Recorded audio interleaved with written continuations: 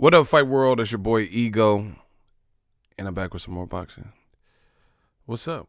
How's everybody been? Another great day. Good evening, good day, wherever you're at. We're going to talk about it. It feels good to be back. You know, sometimes you got to bow your head and just thank the Lord for another day. Happy that we're here, you know. Hope everyone's doing good out there.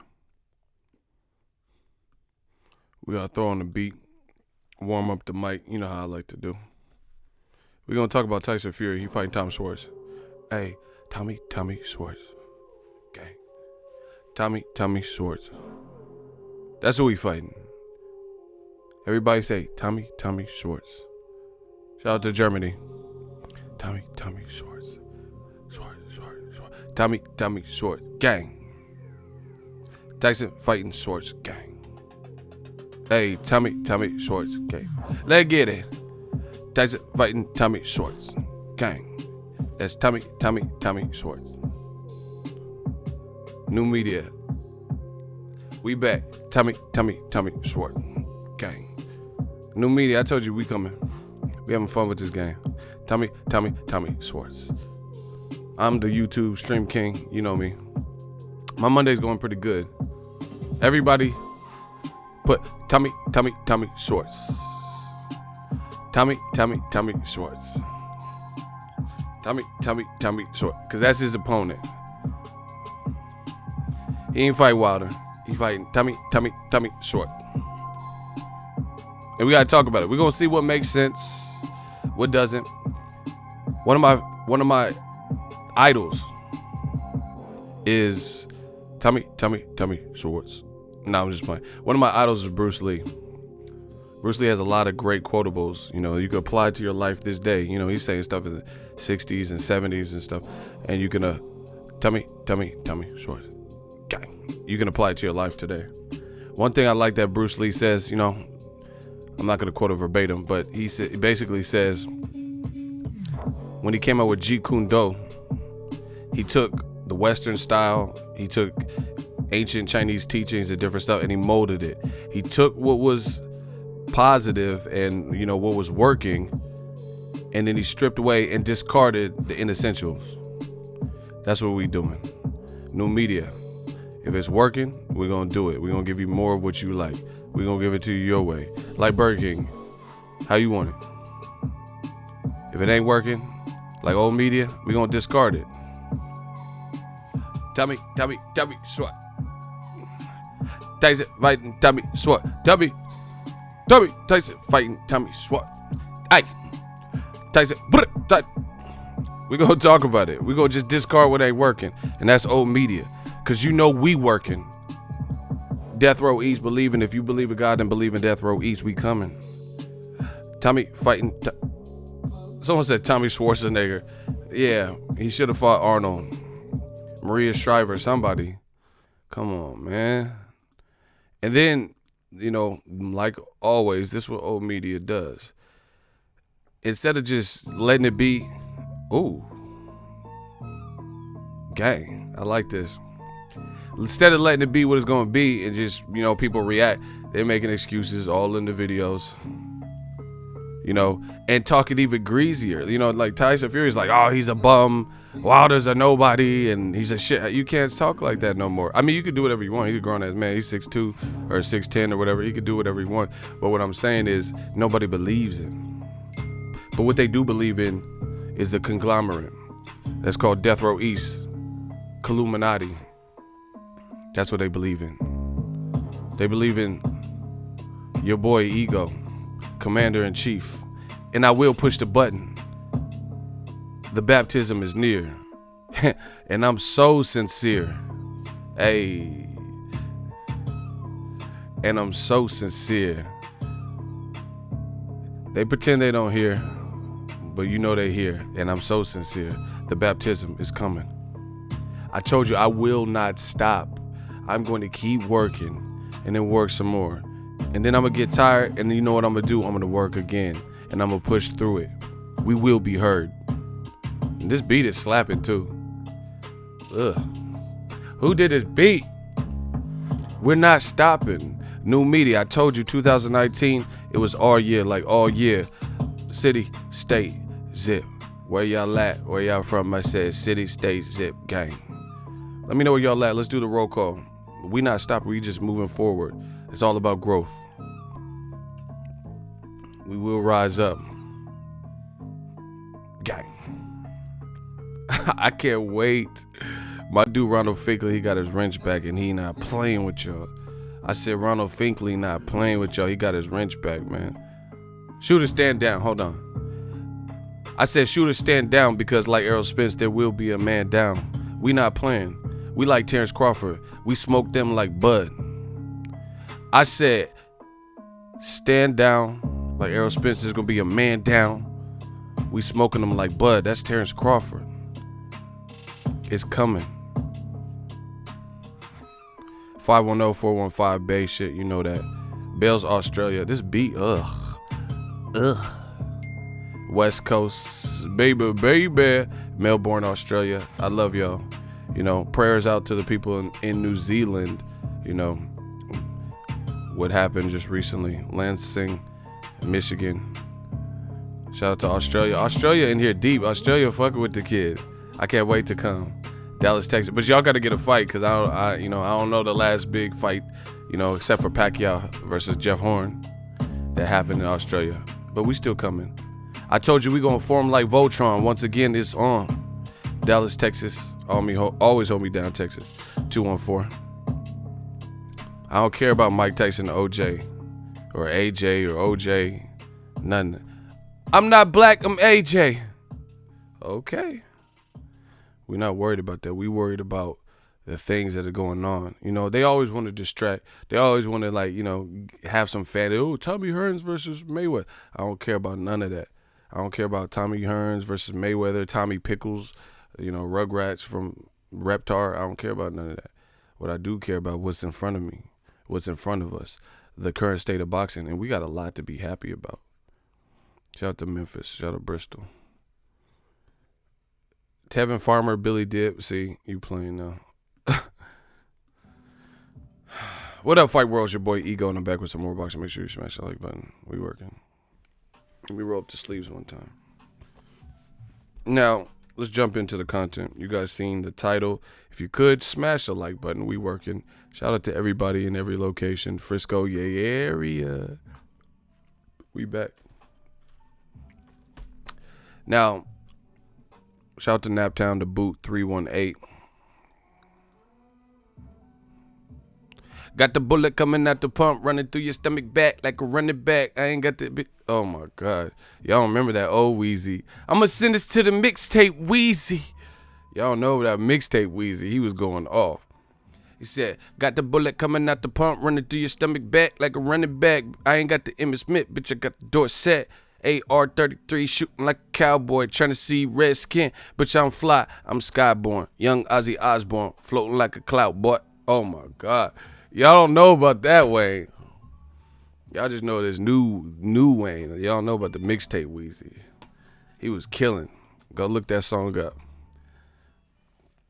He said, trying to land me a spot at the rock. In my city, got word of that. Niggas want me to hook them up with fire. Now I got young Mall up the block. They don't know we at. Trying to say, he said, trying to do the same thing hip hop. Oh my God, you don't know about that Wayne. That Wayne was, oh my, he was on fire. That's when he was putting out hella songs, like 200 plus songs in a year. Got the bullet coming out the pump, running through your stomach back like a running back. I ain't got the image. Oh my God, that man said, I ain't got the Emmitt Smith, bitch, I got the door set. AR-33 shooting like a cowboy, trying to see red skin. Bitch, I'm fly, I'm skyborn. Young Ozzy Osbourne, floating like a cloud, boy. Oh my gosh. That man was killing on that. Y'all look it up. In my city, got word of that. Niggas want me to hook them up with fire. I ain't got young Mall at the block. Now they... Let me stop. This shit is easy to us. All this shit is easy.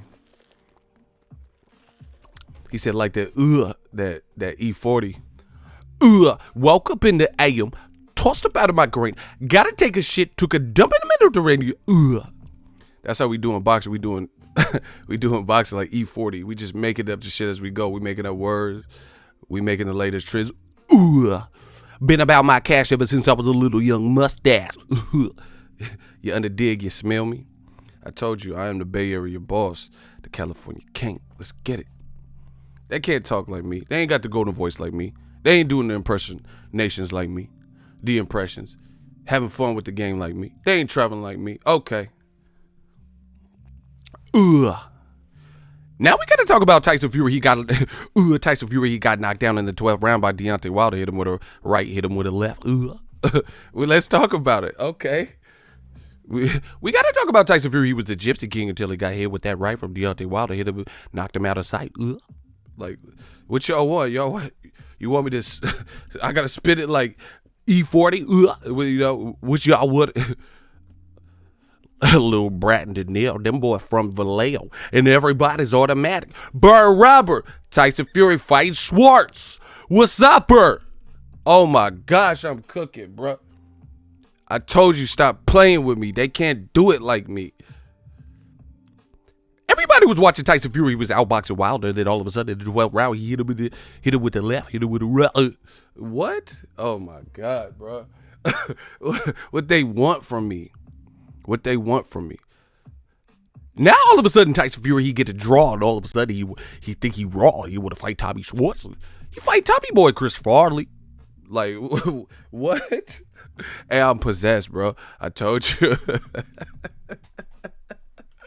I tried to tell y'all not. I tried to tell y'all.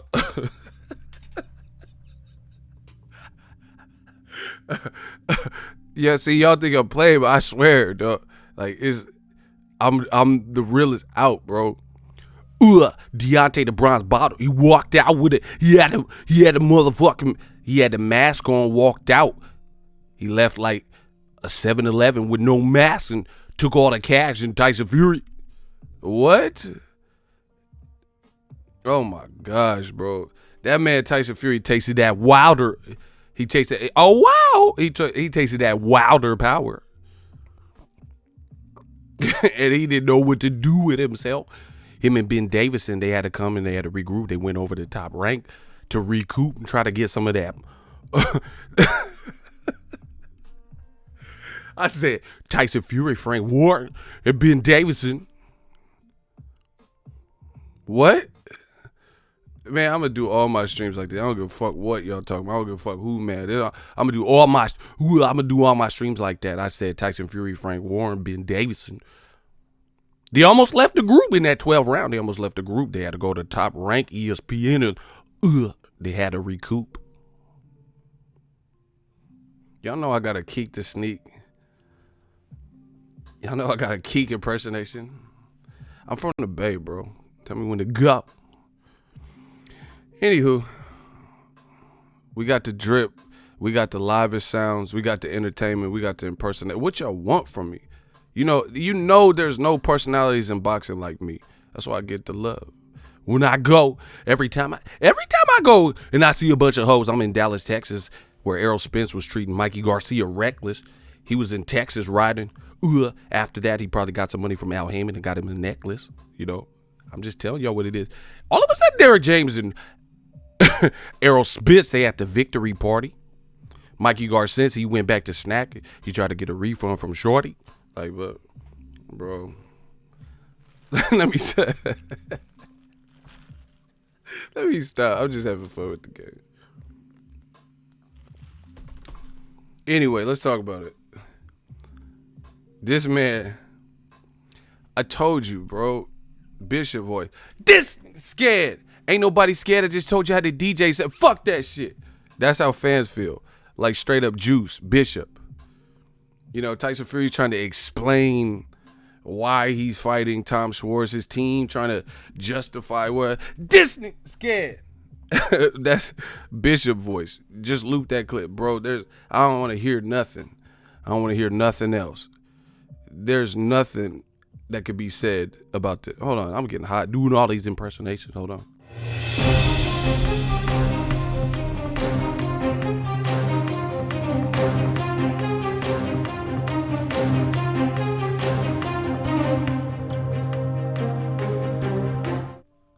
My bad. I'm an actor. All the fucking impersonations got me hot. Hold on. We feel better now. I was feeling hot as fuck. Doing all that 40 water. You smell me? But anyway, this man Tyson Fury, he really disappointed. He's literally fighting somebody who sounds like they make watches. Tom Schwarz, whoever that is. Shout out to Germany, but I ain't never seen him. I ain't never seen him scrap for real. Like, I seen him he was on YouTube, and I watched a couple of his fights. He was hitting crazy. Like, he was throwing some crazy punches, bro. He was smothering his work and rabbit punch, all types of stuff. Who is this guy? And then Tyson Fury's team, they know. Remember, like I said, Michael Jackson told you do it wrong, gonna lock you up. Like, we know you do it wrong, because the justification that they have for making this fight, he's ranked in one sanctioning body number 2. Get out of here, bro. Get all the way out of here, because he's ranked number 2. We know. Listen, I ain't got no problem with. I ain't got no beef with no sanctioning body. That's the least of my worries when I cover fights. But let's not act like the sanctioning bodies don't have random motherfuckers, fucking Cecil B. Deadly, and just random people, Sven Fleck, like just random people that we've never heard of. It's so funny. Imagine Errol Spence if he just fought someone who just happened to be ranked, but it was a name nobody knew, or, guys like Terrence Crawford. He has a WBO belt.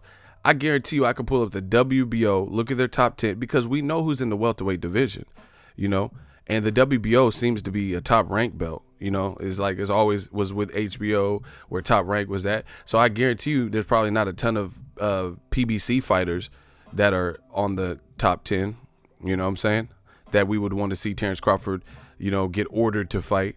So I guarantee you there's probably people in the top 10 that, if Top Rank picked, they'd be like, oh yeah, Michael Moriarty, just some random name. Stop it, bro. That's Tyson Fury's selling point, is that this guy is ranked in 2 sanctioning bodies. I told you the heavyweight division it's not that thick. You have tiers. You have the big 3, Tyson Fury, Wilder, and AJ in no particular order. Then you have just below that Dillian Whites and the Luis Ortizes, and the guys that maybe challenge for a title but have a loss but are still really good and still dangerous foes. Dominic Brazil, you can put him up there, stuff like that. And then you have a tier below that, the guys who maybe have a couple more losses, like Gerald Washington's, And then in between those two, you could put the like Andy Ruiz's and stuff. And then you have people who are more in the like prospect that we're checking for, but they're not there yet. Like the Daniel Dubois, Tony Yoka, Joe Joyce, F.A. Ajagba. All these guys look real good and real strong. And, they look like they can make some noise and do some damage, but they don't have the resumes to back that up, to support it at the moment. So, and then you have journeyman, like people who were like, Kevin Johnson and, people, David Price, people who've been wrecked and stopped brutally, and, Marish Weck and, just guys like that are just kind of there. So I don't care about rankings per se, because we know who's who in the heavyweight division. You feel what I'm saying? Like, it's not just about rankings. We know who's who. We know what the best fights are. Heavyweight division is not like welterweight, where it's like so thick and like like for real. Welterweight, you have very compelling fights that, you can't sleep on. We can all have opinions on what would happen, but Errol Spence still has to fight Keith Thurman and Sean Porter. Despite what you think will happen, those are still good fights. Danny Garcia, Spence, you have Adrian Granados and Danny. Danny got to get past Granados. Danny has to rematch Keith Thurman, maybe rematch Sean Porter. Like, you guys as a player, Sergey Lipinets moved up and put Lamont Peterson in retirement. You got way more competitive action. Sergey Lipinets and Adrian Granados. If Granados loses, that would be a good fight. If he wins, that would be a good fight. Shout out to Calvin Johnson. See, why does Tyson Fury opponent have a name like you and shit? That's not good when it sounds like YouTube users. My man Calvin Johnson, he said amazing content and platform. Much love to you, Ego. Appreciate you. But Tom Sawyer or whatever, you got a name like all of us. Like just like Sterling Patterson. That's the equivalent. No, I'm not. I'm just being funny with you guys' name. I'm not making fun of you. But what I'm saying is, like, it sounds like somebody that watches my live streams type shit because we've never heard of him. You know, every name that I'm seeing that's like the people who have YouTube accounts that's under their government name, that's what Tom Schwarz is to that. You know, he should have just fought, Tyson Fury could have fought Calvin Johnson, Sterling Patterson, Ronald Finkley. What are we talking about? Afro player. What's the difference? Nobody knows you, man. Nobody knows it. We know Fury. Okay, that's cool. But who are you fighting, bro? Kendrick Lamar, LJ, you know, all these names. Look, Desmond King, he should have just fought him because that would be the equivalent. You know, Huckleberry Finn, Tom Sawyer, all this shit, bro. And what's crazy is he's literally saying things in interviews, and I'm like, you can't believe that. Jay Reed. You ain't a cop, Jay Reed. You know, In Too Deep. Tyson Fury should just fought Omar Epps from In Too Deep. You ain't a cop. You ain't a cop, Jay Reed. Look, all these names sound the same way. And actually, I know y'all names more because y'all be fucking with the channel. So I actually know y'all names more than I've ever known Tom Schwarz. Ashad Ruffin, he gonna fight you. Might as well fight you. You know? Maya Mini, yep. Tyson Fury versus Maya Mini. Oh, it's a woman? Oh, you know. I'm sorry. I mean, this is the equivalent. He should fight Maya. Tyson Fury, that's it. Tyson Fury versus Maya. And I'm not trying to throw you under the bus, Maya, but I'm just saying, Maya, well, you know, might as well make the fight. That's the equivalent. You know? And Maya probably, she might have like the 12th round like Wilder. We don't know. She might be a recluse or some shit. Just had secret power, bro. Tyson versus Mr. Cheeks. Yeah. From the Lost Boys. I see the one, you know, he just picked a random person, bro. Now, the good thing about new media is this. I'm on that ass. Pause. Get in that ass quick, fast like Ramadan as I crush so-called willies, thugs, and rapper dons. Your reign on top was short like leprechauns as I crush so-called willies, thugs, and rapper dons. Like, I'm not playing. I told you, I'm working my ass off. See, this is the problem with the game. But it's okay because it's not really a problem to me because I got work ethic. My daddy raised me right. My mama raised me right. So this is the problem, but then again, it's not a problem because I'm going to still figure it out. I got to work harder. That's the reality. New media, we got to work harder. Y'all would never allow me to just get on here, make radical points without explaining anything, and then just be like, oh, that's my time. Fuck y'all. And then just leave. I always got to show details, pay attention to detail. Like AJ said, oh, the devil in the detail. I always got to show and confirm, cite my sources, have a bibliography. But old media never does.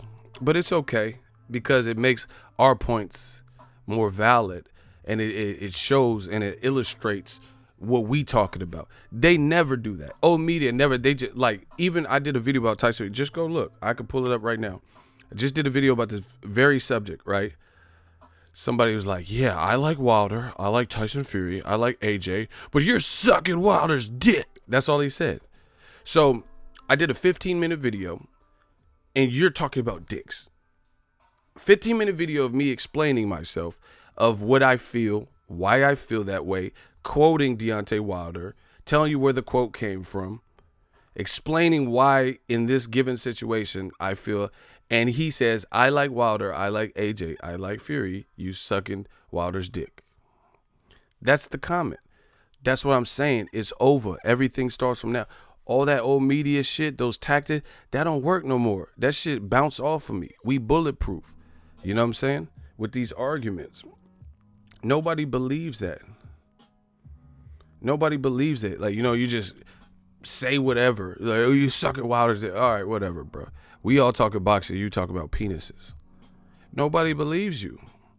Because, again, if you look at the Art of War, Sun Tzu, you know, you would have a strategy.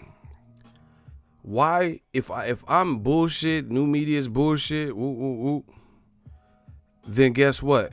The easiest point of attack, like I said, Art of War shit, you would attack by the weakest point. You know, So if I lied or I didn't quote correct information or, I made something up, that would be the easiest thing for you to attack and expose because that would make me vulnerable. But they know what I'm saying. They know the prodigal son has returned, new media, and they know they lying.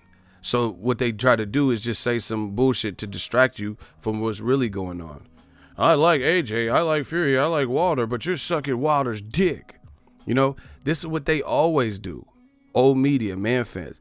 This shit don't ever make sense. It's like, I'm a Wilder fan, but you're sucking on Wilder's dick. You don't sound like a Wilder. What Wilder fan is talking like that? They're like, Floyd Mayweather's a fucking running monkey. And I'm black too, by the way. That shit don't work. Because you said you was black at the end of an insult towards blacks. That's the type of shit they do. Floyd Mayweather sucks. He's a pillow-fisted bitch. He's a runner. Run, road runner. Meet. And I'm black too, by the way. Black people don't even talk like that, bro. Names, anybody who's black who's watching my shit, tell me when you just went to a store, called in to order in a pizza, called in room service, and you're like, yeah, I'm in room 227. And I would like to take the, eggs over Benedict with Kool-Aid. Hey, but wait, I'm black too, by the way. Because I just ordered the Kool-Aid. So I wanted you to know that I was black. In addition to me ordering, of course I want grape. What do you mean? It's the best flavor. I'm black too. Like, get the fuck out of here. Black people don't talk like that. You know what I'm saying? Motherfucker phone in an order or some shit called Popeyes. Yeah, I'll take a 6-piece of fried chicken, collard greens, give me some cornbread with jelly and butter. And I'm black too, by the way. Who the fuck would do? You just go to Popeyes, get you a fucking po' boy sandwich, you dumb son of a bitch. Ain't nobody, explaining they blackness to the person. Get the fuck up out of here, bro. I'll take the po' boy shrimp sandwich, coleslaw. What the? Yeah, y'all got me fucked up. I told you didn't want to see this side of me. I'm destroying everything. I don't give a fuck. I'm Thanos. Ain't nobody doing that. Oh, po' boy sandwich. You just order a pizza or ordering soul food or some shit. You don't have to know. Give me the mashed potatoes. Yeah, brown gravy. What you thought this was? And I'm black too, by the way. Like, you just order your fucking food. You ain't announcing your blackness. Just, who does that, bro? Anybody who's black watching my shit. See, Elle's laughing. She from Australia. She laughing. But she even knows. And she knows what I'm saying. Let me get the collard greens. I'll take the jambalaya. A pot of gumbo. What? These motherfuckers think I'm stupid, bro. Ain't no black people ordering no food like that, or making comments. They're like, I hated the movie Black Panther. Fucking T'Challa, he's weak. He's the weakest superhero. And I'm black too, by the way. You would just say I wasn't fucking with the movie. It's okay, Just because something is black or whatever doesn't mean you have to like it. Black people don't just like every black player. I didn't fuck with Karl Malone. You know what I'm saying? The mailman. I mean, I was a Jordan fan, Kobe. Ain't nobody just accept. I'm a huge Karl Malone fan. The Utah Jazz, the mailman, man. Him and John Stockton. Like, I'm black too, but get the fuck up out of here, bro. Ronald Finkley, we tried telling him we wasn't fucking around, and then this is what they always try to do. If you celebrate how Wilder's behaving, they try to attribute it to you just like him because he's black. If you happen to be black or part black, that's what they try to do. That's the reason. So it has nothing to do with he has an exciting style. He's a good talker, and he's actually cashing in on his promises. Like Dominic Brazil, I think he might try to do him greasy. You know what I'm saying? So It can't be that, you know. If you like Terrence Crawford, it can't just because the motherfucker can scrap, you know. You like Terrence because Bud's is his middle name. I know you blacks like weed. 420. What are you talking about? Like I said, I feel like Russell Wilson. What? Hey, you crazy. You know, this is what they always do. You ain't fooling nobody. Talking about Tyson Fury destroyed Wilder. Wilder is a shitball, you know. Jigaboo. Get a cool cut. Why does Wilder have braids? He needs to get a cool cut. I'm black too, by the way. Bro, get the fuck out of here. You don't have to announce some shit like that. But you trying to lie and convince people something that's not true. New media, we don't have to do this stuff. You know? Like, if I, like, okay, as a minority, if I went to a Triple G video or Lomachenko, you know, I'm not Ukrainian, right? And I made a comment like, hey, I think Lomachenko, you know, he got dropped. He's having tougher fights at lightweight. I'm not going to be like, I'm Ukrainian, by the way. Like, why would you have to lie about that? Do you get what I'm saying? Like, why would you have to try to, just to try to make your point, I guess, more validated? You try to act like you're something. You know, that's the type of shit you see on the internet, you know? Like, who does that? You just go say, like, a bunch of weird stuff about Lomachenko and be like, I'm Ukrainian. I'm from the Ukraine, you know. I'm from Kiev. What? Who does that? But that's what they do to the Black Channel. One of the Black, you know, what are you doing? What are you doing with your life? Be you. Haven't heard the word jigaboo in years. Bro, this internet shit is a mess, bro. People be saying, like, they don't even know what they're saying, bro. Somebody came to my channel, you're a coon. Like, you don't even know what a coon is. How the fuck am I a coon? What are you talking about? That's what I'm saying. This internet shit a trip. Motherfuckers don't even know root words and, you know, you need to get a syllabus or something. You don't even know what a coon is. What did I do? How was I cooning? You know? Whatever. Love Loma, but his fans are dog shit. Hey, you tripping, dog.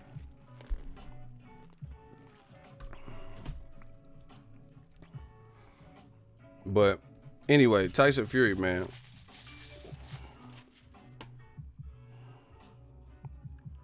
Tyson Fury, man. Very disappointing. Shout out to St. Pete, New Media, Ambitious D. I see you. Shout out to Florida.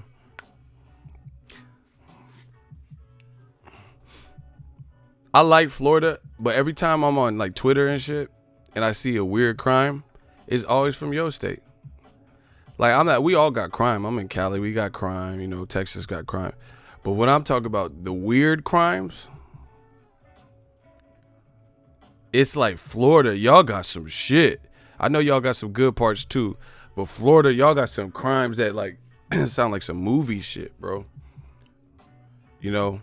Man goes to pay his rent and eats his landlord's brains. Like, what the fuck? What am I reading? Is it Resident Evil? Like, y'all got some weird ass crimes, bro. I get scared. You know you get scared, your asshole pucker a little bit. Like, I be reading the newspaper and like headlines and shit. And your butthole just, oh shit, what are they doing in Florida? Yeah, like, I love Florida. Florida got a lot of real ones and shit. But y'all got some weird ass crimes when the crime go down, you know. Man arrested for, you know, putting his dog in a microwave. Like, what the fuck type of shit? You can't be that hungry. Yeah, motherfucker, I told you I was making some hush puppies. Like, that is not what a hush puppy is, bro. You try to kill the dog. Motherfucker say all dogs go to heaven, so I had to eat the motherfucker. What? Hey, you crazy. I'm just going to be on my Russell Wilson shit because I don't get half of this shit in this society. Motherfucker, all dogs go to heaven, motherfucker. You know, I know it's 101 Dalmatians. Now it's 100 of them motherfucker. I ate one. You ate one of the Dalmatians? What? Motherfucker talk about hush, but hey, y'all tripping. I don't got time for it, bro. I love Florida though. I've been to Florida. I like Plies too. He be doing hella extra. Sweet pussy Saturday. Like that motherfucker be tripping. You know, you do sweet pussy Saturday. Like that should be funny though. Sweet pussy Saturday. Y'all ever have with your sweet pussy? That motherfucker be tripping.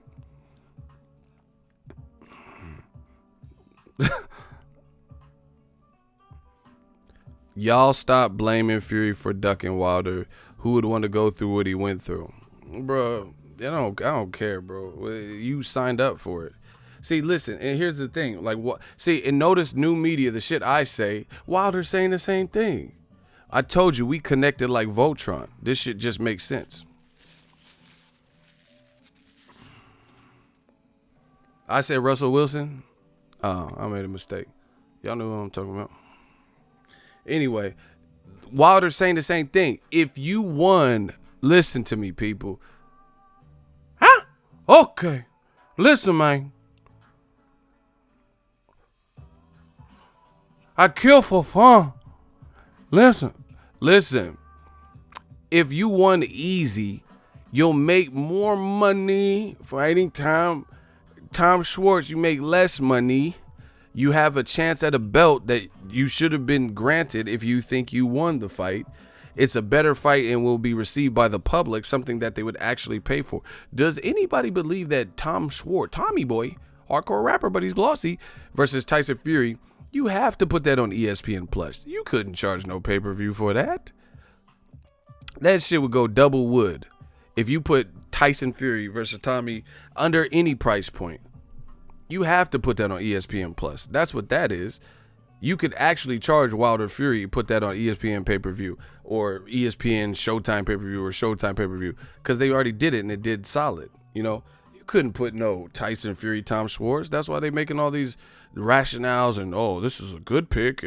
He's 6'6". I don't give a fuck. What does him being 6'6" have to do with being the rightful? I know a lot of 6'6" people. That don't mean they're fighters. You know, Michael Jordan was 6'6". You know, so we got to watch you fight crying Jordan. You know, the crying Jordan meme. Because he's 6'6". What does 6'6" got to do with it? That don't mean it's a good fight. Stop it. And like I said, if you got the complexion for the protection, look how they do. ESPN said, we want to build up to the Wilder Fury fight. Okay, that's your standpoint. Okay, so let me assume the mindset of that. We want to give Fury a U.S. exposure fight. Like I said, new media, how the fuck he need an exposure fight in the U.S. when he fought Steve Cunningham in the U.S., if I'm not mistaken. But more importantly, he fought Wilder in the U.S. And it was on pay-per-view. Why would you need a U.S. exposure? Okay, we'll just keep playing like he needs a U.S. exposure, even though he's on Joe Rogan. And even though, see, this is why old media, it always comes back to haunt him. Tyson Fury says, I'm a bigger star in America. And he was asking people in L.A. who Deontay Wilder was. And he said, guess what? They know me, but they don't know you. Now you're flipping it and saying that you just said that nobody in America knows Wilder, right? You're saying you want a U.S. exposure fight. Why do you need a U.S. exposure fight if you did an interview with IFL TV or BT Sport or whoever it was, and you're walking down L.A. saying everyone in L.A. knows me more than they know you? I thought, why do you need, if you're a bigger star in America, this is what you've told people. See, this is how they always get caught up. This is how old media always gets caught up. You said you were a bigger star than America. I didn't say that. You said that. You even got on, the camera asking people, I even seen a video with Ray J. You had Ray J Norwood and did a video with him. Wait a minute. Do. You. Boom. It's kind of popping. The DJ rocking. Chicken is watching. It's on tonight. You have fucking Ray J and use that as a fucking, oh, Ray J's picking me, so I'm bigger in the US. You had Ray J, bruh. For the love of Ray Ray or whatever the shit was, for the love of Ray J. You had Ray J Norwood. So you don't need that. Why you need to build something? You had Ray J, bruh. You had Brandy Brother. Mo to the E to the every time up, it's me. It's me. You had Mo to the E to this brother. He was on the show. I know Ray J. I mean, I don't know him. I filmed one of his events, though, in the Bay. But you had Ray J. What you need to build your profile? You had Sexy Can I Just Part of My Man? Girl, how you shaking me? Nick, you had Sexy Can I? What are we talking about? Hold on. That shit goes, hey, I can't front. That Young Berg, that shit was kind of hard. Hold on. Hold on, let me see if I can find it. That shit was kind of hard. Y'all don't remember that. I remember that shit was kind of hard, though. Hold on. This man that put Kim K, he put Kim, we talking about Ray J. You had Ray J Neff. Ray J put Kim Kardashian on the map. He put Kim Kardashian. Yeah. You had Ray J co-signing you. I said, sexy can I? Part of my manners. Girl, how you shake it? Gotta go. You. Hey. You cannot just part of my manners. Hey, this shit's. You. Sexy can I just my man? You know, you had Ray with it. You had I hit it first. Doom. That shit clap, right, bro. That shit still. I'm gonna go listen to that after this streaming. Hey, Ray J. Yeah, he had Lil Kim in the video. Wait a minute. Do. Do. What you need exposure fight? Ray J made Kim Kardashian her whole career. That was a weird ass sex tape. I ain't no fool. I'm just real. I'm just being 100% transparent, like I always am.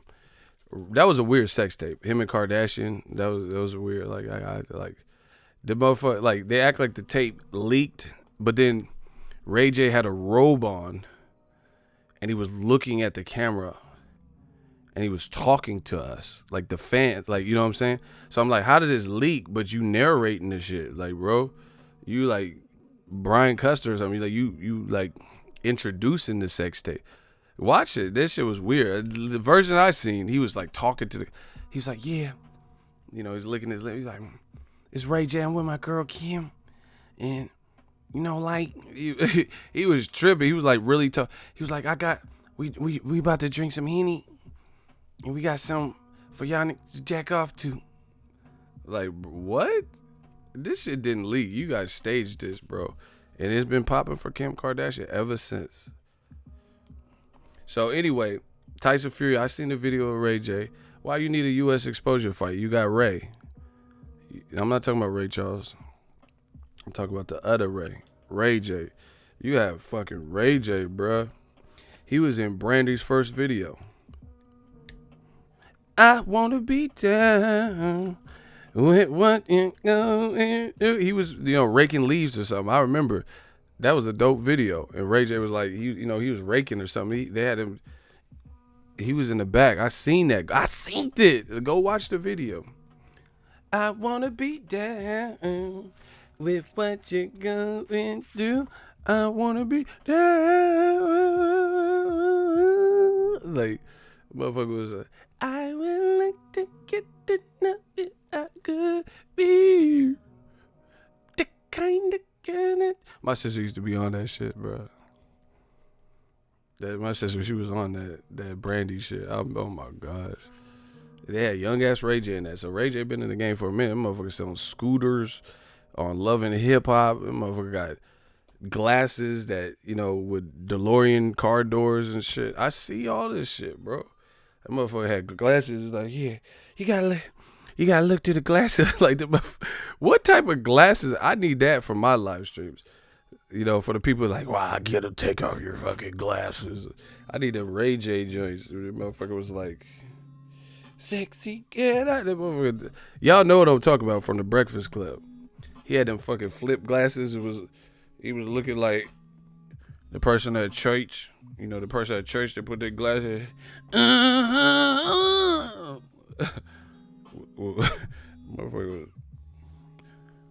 Motherfucker was selling beanies. Man, I ain't stopping shit. I'm gonna keep doing this. Motherfucker had a beanie in different positions. I see all this shit, bro. He's like, yeah, you know, like I got the Ray J beanies. I got them on deck. I'm an entrepreneur. I got them Ray beanies. Like, the motherfucker selling Ray beanies, bro. You had him saying you were gonna beat Wilder, bro. So why you need a U.S. exposure fight when you got Ray J? No, man, get the fuck about it, bro. I told you we not playing anymore.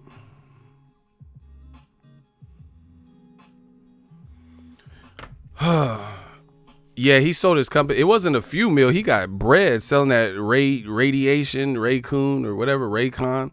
He got bread for that. Don't sleep. Ray J got that quiet. Ray J he been out for a minute, bro. He was during the death row days. He said he seen Pac and Faith.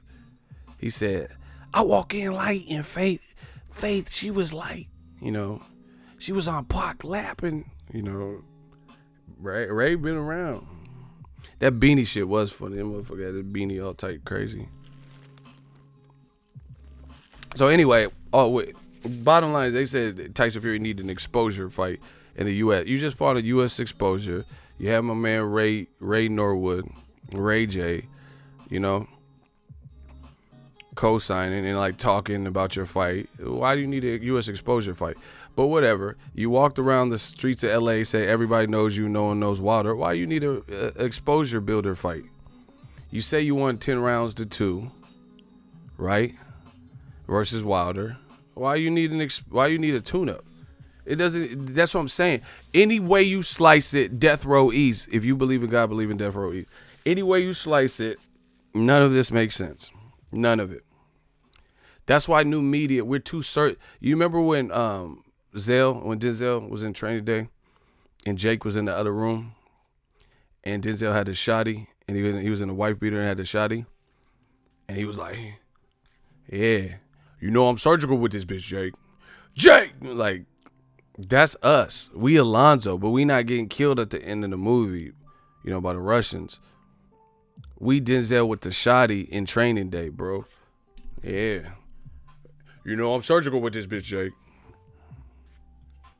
We surgical. Surgical summer, like Pusha T said. Any way you slice it, however you want it, you still getting chopped up. Your point still don't make sense. Okay, you need ESPN, Frank Warren. Oh yeah, ESPN wants to give him a U.S. exposure fight. He just came off U.S. pay-per-view, and everyone liked the fight, and we know for sure the rematch typically, historically, does better. You know, especially when it ends like that.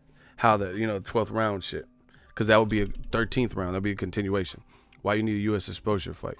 You know, Tyson Fury was saying he's a bigger known name and walking around with the camera saying, "Hey, haha, no one knows Wilder, but they all know the Gypsy King." Why you need exposure fight? They all know the Gypsy King. You said that. It's on tape. You know? Then you switch gears. You say, okay, you say you won 10 rounds to 2. This is what you're telling us. So why do you need a tune-up? Why is the guy who only won 2 rounds the one who's doesn't want a tune-up? He don't want no in-betweener.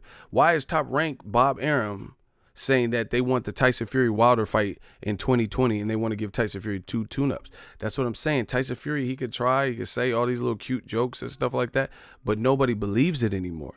You know, then you look at his opponent selection, Tom Schwarz. If you just beat a guy the caliber of Wilder with that type of menacing power, who's a champion, and you beat him 10 rounds to 2, surely you should fight someone better than Tom Schwarz. Okay, fuck that situation. Okay, you beat him, whatever.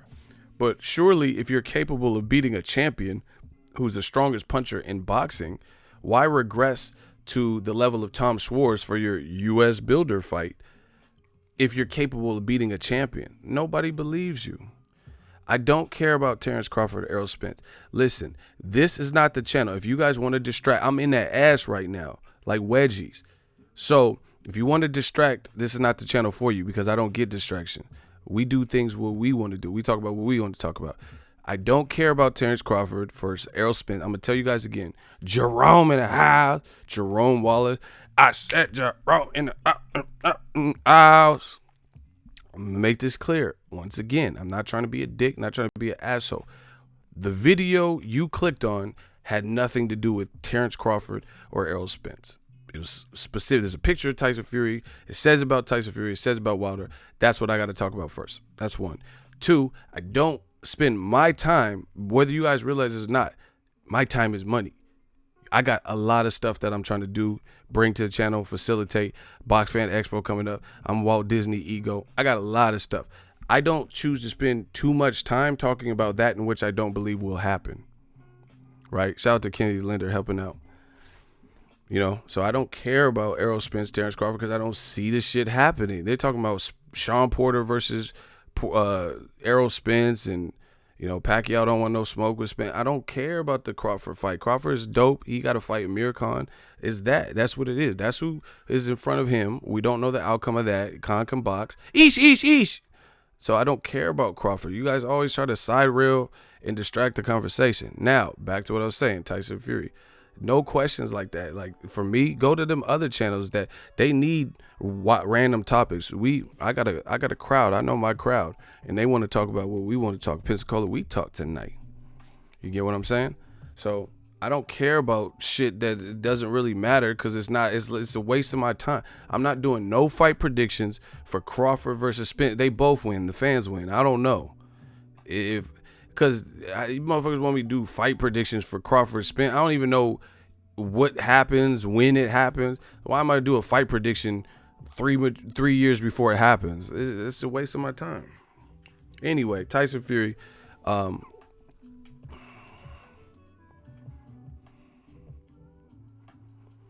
He said, LOL. See, I knew. See, that's why I called him out, because I smell you. I can smell a rat. I knew it was a rat. He said, LOL, Boxingego, you know, calling names and shit. Boxingego doesn't care about that fight. It will happen in 2021. I knew what he was doing. See, everybody thinks I'm the bad guy. It's always me.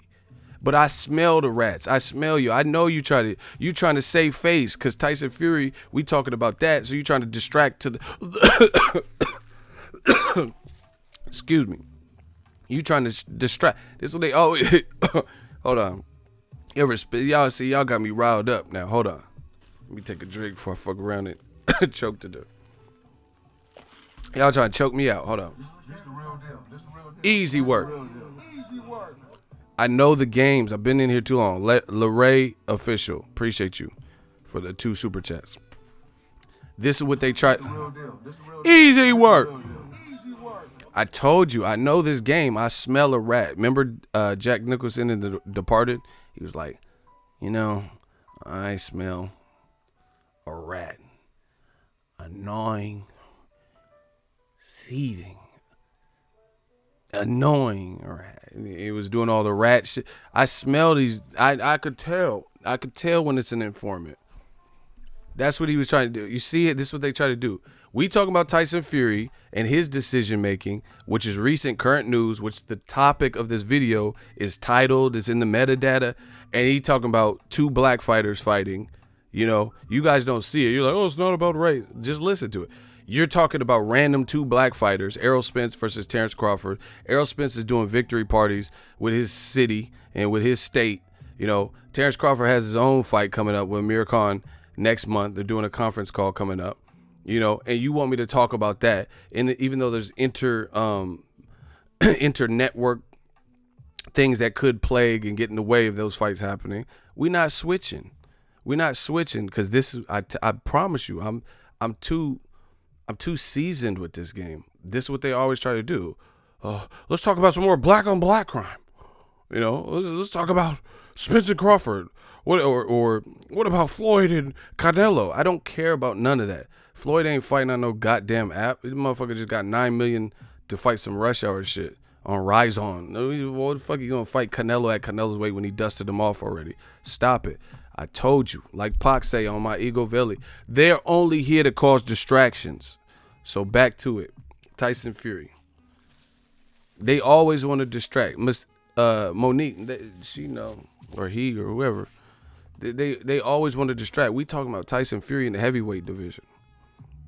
I don't care about Spence. Yeah, I said it. I don't care about Spence Crawford right now because Crawford has his own fight.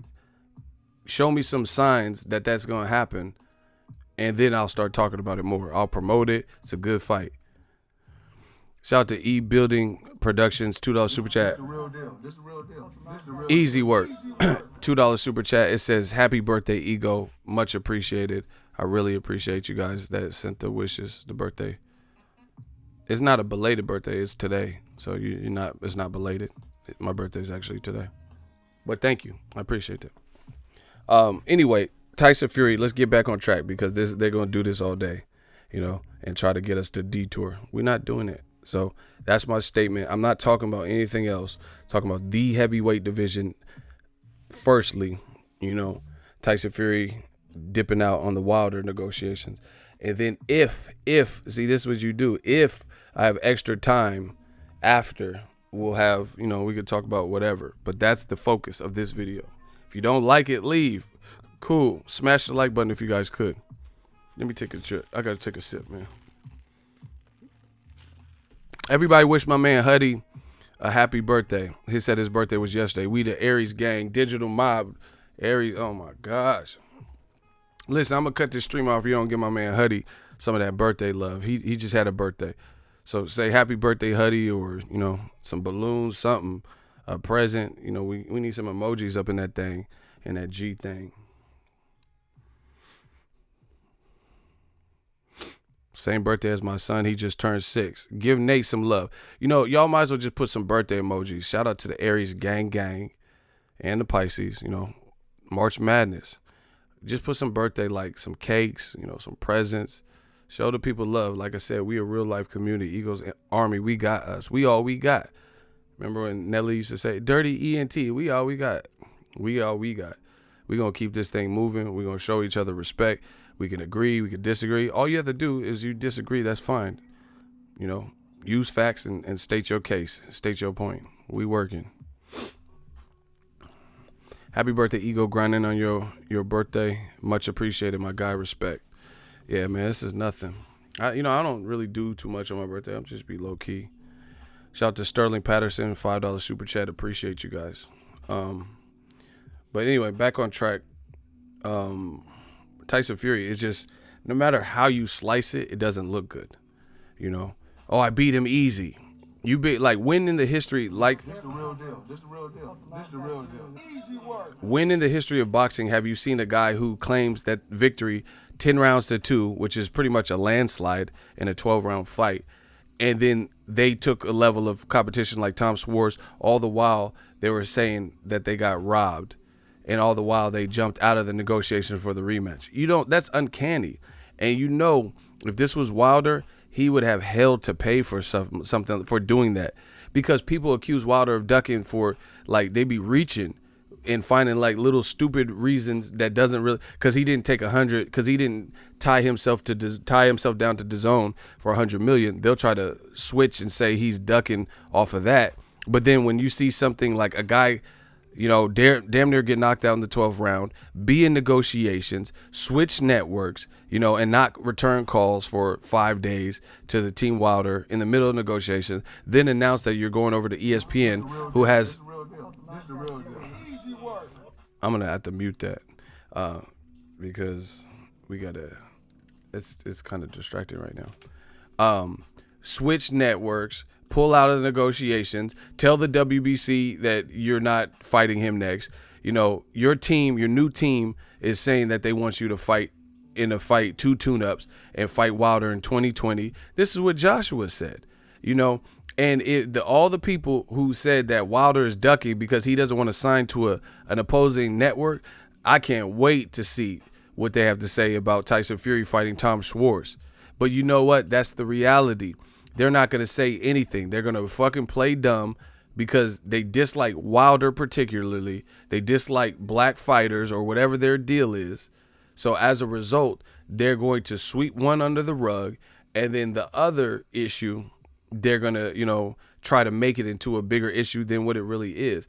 Wilder did the right thing not signing DAZN. DAZN has to keep establishing themselves, putting out quality fights like the Canelo Jacobs for the remainder of the year. You know, they have to have good fights throughout, establish themselves like anybody else, and then, you know, from that point, you know, people might buy into it. But so far, they've doubled up their prices, but they haven't given us double up like quality. So they have their own issues. They have their own like standards that they have to meet, and standards they have to meet for the fans. So Wilder did the right thing by waiting, play the field, stay loyal to the people who've held you down when you weren't popping. You get what I'm saying? So once again, you have people who are like, they'll try to act like Wilder's ducking, but then they'll say Tyson Fury, he's just getting his money. No, it don't work like that. You know, you're going to co-sign Tyson Fury's decision, which looks horrible and looks way worse than anything Wilder's doing. You know? Like, because Tyson Fury, he could have fought Wilder in a rematch. He didn't have to sign to nobody for a 3-fight deal. For Wilder to fight Joshua, allegedly, and it didn't even sound like that was guaranteed, they were telling him he had to sign to DAZN. Nobody else is doing that. So Tyson Fury, his situation looks way worse because he could have at least been in and out. He could have done the Wilder rematch, got more money than he's going to make with Tom Schwarz, and then he could have dipped out and then did a Showtime deal. If you're so confident you'll beat Wilder again and you already beat him, do it again, and then boom, boom. Then you're good. You know, you go then sign the ESPN deal, and you might even get more money from ESPN if you had the belt, because you have, at least you have something, you have like an incentive, you can incentivize and like sell yourself up. I'm a champion now. I'm a lineal champion, and I got the green belt. But we know what Tyson Fury did. What Tyson Fury did is he was like, whoa, you know, I stepped up. People gave me love for it. I built up my profile. Everyone was fucking with me. And that 12th round was a little too close for comfort. I don't like that. ESPN likes my backstory. They have a lot of money that they're investing in boxing. So let's just play it safe. Let's just take the money now, because if I get knocked out in a Wilder rematch, then ESPN, they're not going to offer me the same lucrative deal. So better be safe than sorry. That's what happened. That's what happened. Because, again, if you were so confident that you beat him easy, beat him again, make the little Showtime money that you got, you know, which would have been a bigger fight than the first fight. And then ESPN, why would, if they were already interested in you now, why wouldn't they be interested in you now that you're the WBC champion? You know? Why wouldn't they be interested in you after, when you got a belt? If anything, they would have paid you more, because now you're a champion on top of, you know, having the story that you have and everything else. I told you, new media, we too surgical. Like I said, it makes no sense to fight someone the level of Tom Schwarz if you're capable of beating a champion who's the biggest puncher in boxing 10 rounds to 2. Boxwatch TV, thank you. That makes no sense. He knew, and he didn't want to chance it, you know? And that's what it is. Like, let's say, I don't know what the amount, let's say it's 108 that was reported. 108 million or pound or whatever, right? They're offering you all this money. You like, I'm going to take the money and run. Because if I fight Wilder again, what if he actually finishes, or what if he was on to something in the 12th round and he actually finishes me off? Then you know that money is going to vaporize. That's what happened. Now he might want to rematch Wilder, but he don't want to do it straight away, because in Showtime or ESPN don't want to do it straight away. You know why? Because this is a business. This is a business, and if they fight Wilder next and Wilder is able to, he was on to something in that 12th round, and he makes good, then he knocks out Fury, hypothetically. This is the risk that they don't want. He knocks out Fury, and then, you know, Fury just had, you know, the divine intervention Undertaker moment. You're not going to keep doing that. You know what I'm saying? If motherfuckers is hitting you hard as fuck, your luck is not going to be on your side like that. You know, where you just keep getting back up. You know? So he already did it, made it through, boom, boom, boom. If he fights Wilder again and gets stretched, then ESPN is stuck with the $108 million investment, and he got knocked out in his first fight. We didn't make no money with him other than this particular fight. Now his stock drops. That's how that works. So it's too much of a risk to the network, and it's too much of a risk to Tyson Fury. So I just wish people would be realistic about this here. You know?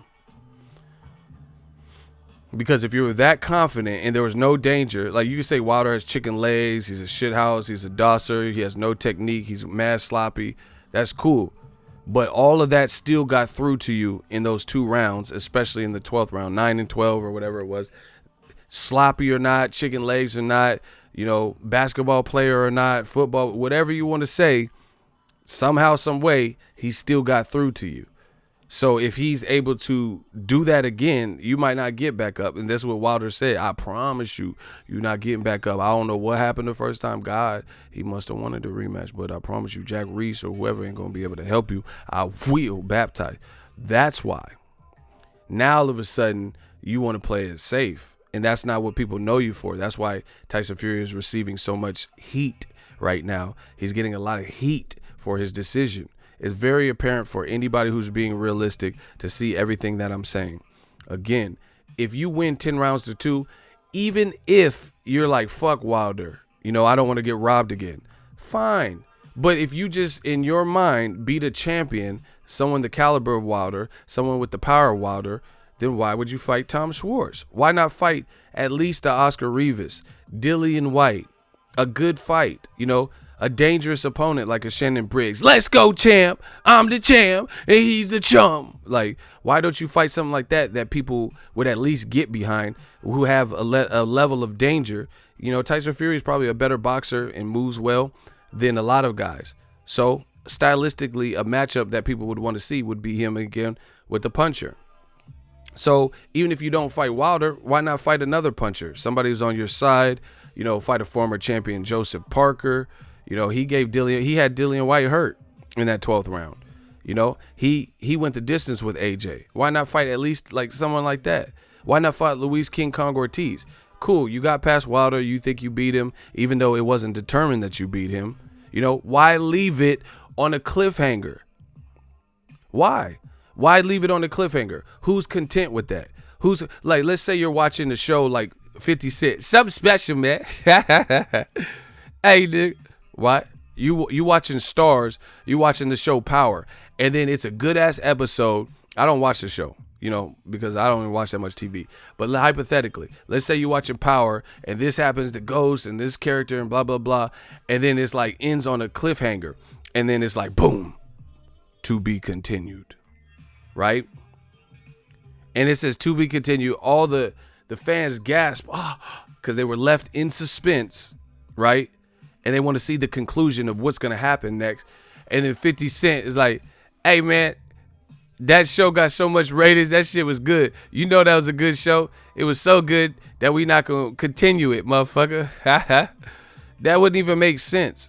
Of course, they're going to, just because you got great ratings with that particular episode, and it said to be continued, and it left you in a moment of suspense and on a cliffhanger note, of course, you're not going to just cancel the show and just leave people on that, especially if it was successful.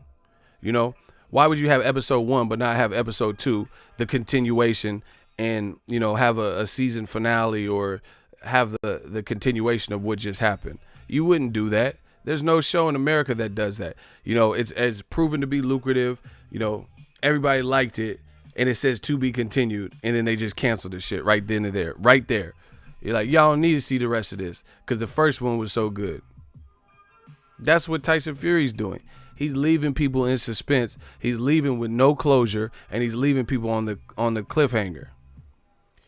You say you won 10 rounds to 2, but not everyone believes that. I don't believe that. I told you from the moment the fight ended, I didn't believe that. I said it was a draw. So you're just content leaving people on the cliffhanger with no closure because the world knows you beat him, which is not true because I don't know you beat him because I never said you beat him. I said it was a draw. And I know I'm not the only person. So you can't do that. That's a cop-out. You leaving people in suspense with no closure, you know, with a 3 ... That's what you're doing. And you're just content with that. So that shows me where your head's at. That shows me that Wilder can't be as bad as you're talking about because you don't want the risk. It's like, bro, all these situations in boxing are very clear to see. Montana. Thank you for... What the hell? Hold on. It looks like it said we had a new member, but I didn't see no green. Anyway, yeah, you don't do that. You don't leave it in suspense with no closure. You know what I'm saying? It's like, you ever heard about kids and their daddy leave, like their deadbeat dad, and he said, you know, the jokes and shit. People be like, "Oh, my dad said he went to the store and never came back." That's the equivalent, like that deadbeat dad shit. Like, "Oh, all right, son, I'll be back. You know, I'm gonna go see your football game this week. I just got to go to the store. I'm gonna go to Walmart. I'm gonna go to the Walmart." And then he never comes back. This is what Tyson Fury does. You don't leave somebody on that. That's why when your kid grows up and his mama got to take care of him, and then the dad come back into life, he don't give a fuck about you. He ain't gonna listen to you when you've been absent from his life for so long. You get what I'm saying? Because you don't leave somebody in that type of suspense. You get what I'm saying? With no closure. So same thing with Tyson Fury. You can't just say you didn't even get awarded. It's not like you won and then you went over to ESPN. They deemed it was a draw, and people agree with that. Some people even think you should have been counted out as a knockout. Some people think Wilder won. You know, some people think you won. So it's not just like, because you say it was 10 rounds to 2, everyone's in unison. It was a controversial ending, and you're not selling the score immediately. That's a duck move. Andre Ward beat Kovalev. He could have easily been like, "Man, fuck that. I'll fight Dimitri Bivol. You know, I'm moving up to another division." Won't. And this is historically, from what I've seen, what black fighters have to do. See, when you're a minority, black and brown, in America at least, you have to do more. You have to make less mistakes. You're under a different level of scrutiny. Like my channel, imagine if my channel was constantly doing what old media did, always getting it wrong and putting out false information. I would be crucified. They would string me up and say, "This motherfucker don't know shit," and I wouldn't have achieved. I gotta always do better. I gotta always be better. I gotta always be on my P's and Q's. I gotta bring you guys consistency. I gotta bring you guys quality. I gotta get my facts right, you know? But if you have the complexion for the protection, that's not always the case. You know, you could come out and say some bullshit and, you know, Mayweather, he failed a ped test, you know, and then we're like, "What ped test?" And no explanation. I can't do that. I can't just get up here and then start making up shit with no credible leads and sources and let you know where this information is coming from. Right? So we're not playing those games. We're keeping this all the way fair, all the way consistent. Tyson Fury believes allegedly that he won 10 rounds to 2. So show us that. You know, you can't just say you did it when that wasn't you didn't get awarded that. Like I said, historically, this is what black fighters have to do, whether they win or lose. If it's controversial, if it's a controversial fight, this is what they have to do, right? If they lose, like Sugar Ray Leonard versus Roberto Duran, of course you take the immediate rematch. We're talking about Roberto Hands of Steel Duran, true legend. He beat Leonard. Leonard had to show the world I could beat him, and he did it. Not once, but twice. They fought 3 times, and he beat him the second 2 times. But everyone just talks about how Ray Leonard lost the first fight. But he avenged it twice and he made Roberto Duran no mas. This is historically factual information that I'm giving you, like I always do. Because like I said, I can't afford to mess up. I can't afford to not have consistent, accurate information. I got to be on my P's and Q's, and that's what I am. Salute Ego, the new media mastermind. I'm not playing with these dudes, bro. Floyd Mayweather, I thought he beat Maidana. Fun fight. Maidana was rough, rugged. You know, Maidana's one of my favorite fighters. But I thought Floyd beat him, right? People are like, "Oh, no, Maidana fucked you up, and you didn't let him use the gloves, and he beat your ass. It was a draw." Okay, Floyd ran it back. Beat Maidana easy. Maidana landed like one good punch at the end of the round or some shit, knocked Floyd fake tooth out or some shit. Floyd beat him easy. Now, "Oh, why'd you fight Maidana? You should have fought Amir Khan." Get the fuck out of here, bro. This is a standard for the black athlete, black fighter. I gotta do more. You know, Everyone else can operate on like 5 or 6. You know, the black athlete has to be 8 or 9, 10. You know, look at LeBron James. The motherfucker, he be in the finals getting triple doubles and shit. But then look at the pressure and the backlash he gets if he loses to the Dallas Mavericks. Oh, he sucks. He's a bust. Da, da, da. How many times did Dirk Nowitzki like come up short in playoffs and shit? You know, how many times does he set the records LeBron has set? Come on, man. Y'all not fucking with me. Y'all think y'all are, but y'all not. You know, we could take it, you know, because I know and I want to understand some of these basketball analogies. This the real deal. This the real deal. Easy work. But we'll take it back to boxing. Like I said, Andre Ward, he beat Kovalev. He could have just dipped out and said, fuck Kovalev, you know. I got the belts now.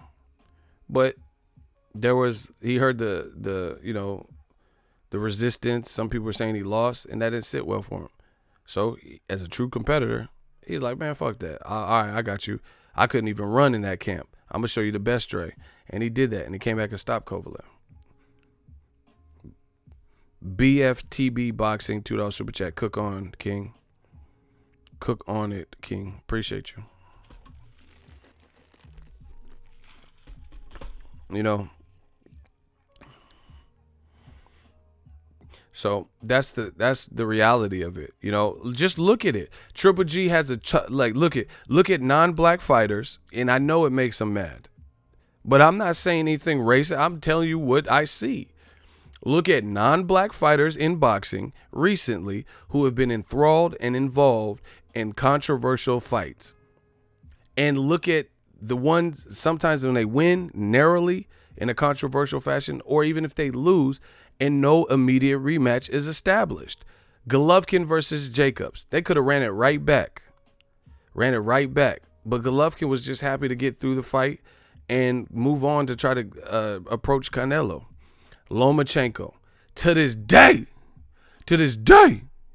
he has not fought Orlando Salido, the only guy that has beat him in his little 13 fights or whatever. How is this accepted? Tyson Fury was in negotiations with Wilder, another controversial fight. He leaves to the point where it creates a gap in the, you know, networks, and he puts himself on the other side. Like, put it this way. What if Errol Spence and Terrence Crawford were both with PBC? You know, or they both were with promoters that worked with PBC, and they fought to a draw, but it could have went either way depending on who you ask, right? And then Errol Spence said, man down. He was in negotiation for Terrence Crawford. They were in a deal. They were in respective deals that allowed them to fight together on PBC. And then Errol Spence, if he went over and fought on ESPN, what would y'all say about Errol Spence? Come on, let's just be real. Let's keep it all, like, you know, let's be all the way real. If that was the case, what would you say about Errol Spence? If he created distance between the rematch happening and it was left controversial, and Errol's like, yeah, ESPN, they offered me a lot of money, man, down. I'm going over ESPN. And then he sent, you know, a letter to the IBF saying, his camp or whatever, saying that he's taking 2 tune-ups or a tune-up and he won't be fighting, even though the IBF ordered him to fight Crawford. Stop playing with me. This is why they'll never be greater than new media, because they can kick and scream, fuss and fight. They can call me names. They ain't not going to do shit in the physical because I'm at the fights, right? And they can say I'm lying, but they won't refute what I'm saying. They won't refute it. Lomachenko has never fought Salido. And then people make excuse, Salido wants money. Give him what he wants and set the record straight. You know? So black fighters, they don't have the luxury to just when the pressure is on and is left controversially. Mayweather Castillo, same thing. People thought Castillo won. People thought Mayweather won. Mayweather got the shoulder. He rematched him the same year, 8 months later. Look it up. Look, he said, LOL, I'm loyal to Spence, but I would criticize for sure. Exactly. That's what I'm saying. If you black and brown, they're going to criticize. They're going to criticize, you know, in those same scenarios that they don't criticize other people for. That's the reality of what I see. Lomachenko still ain't fought Salido. I'm waiting on it still. Golovkin just did an interview, his people, And they said if Canelo loses and Jacobs beats him, we still want to fight against Canelo. How does that fare? How does that work?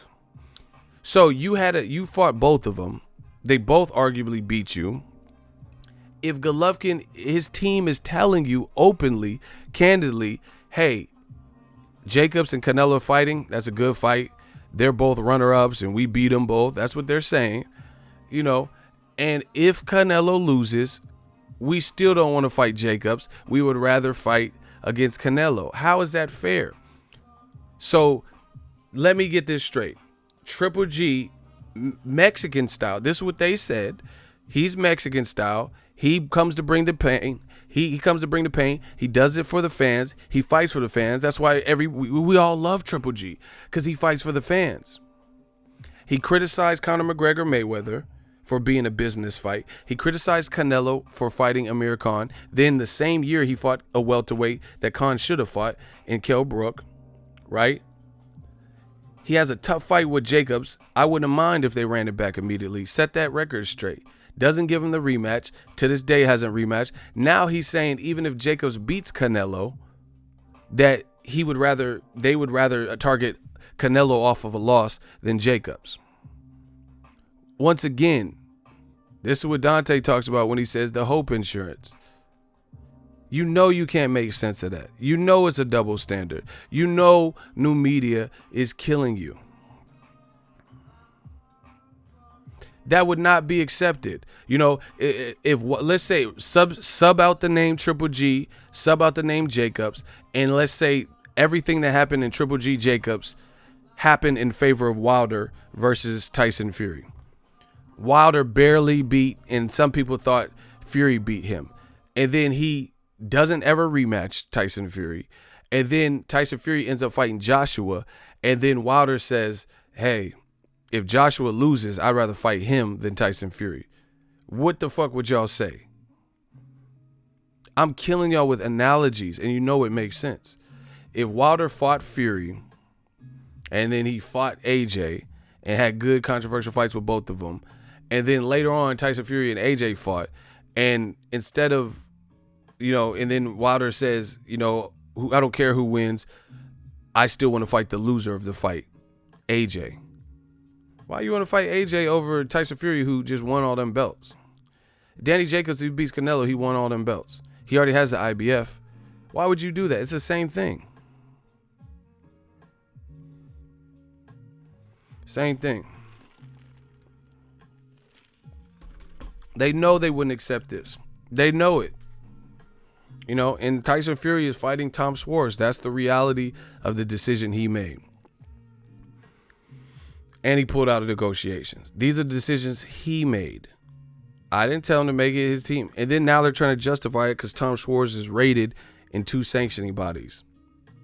There's a lot of guys that are ranked that no one knows, but it's all colluded, Talking about, oh, he's ranked. Oh, yeah, okay, that's cool. But who is he? How is this a U.S. exposure fight?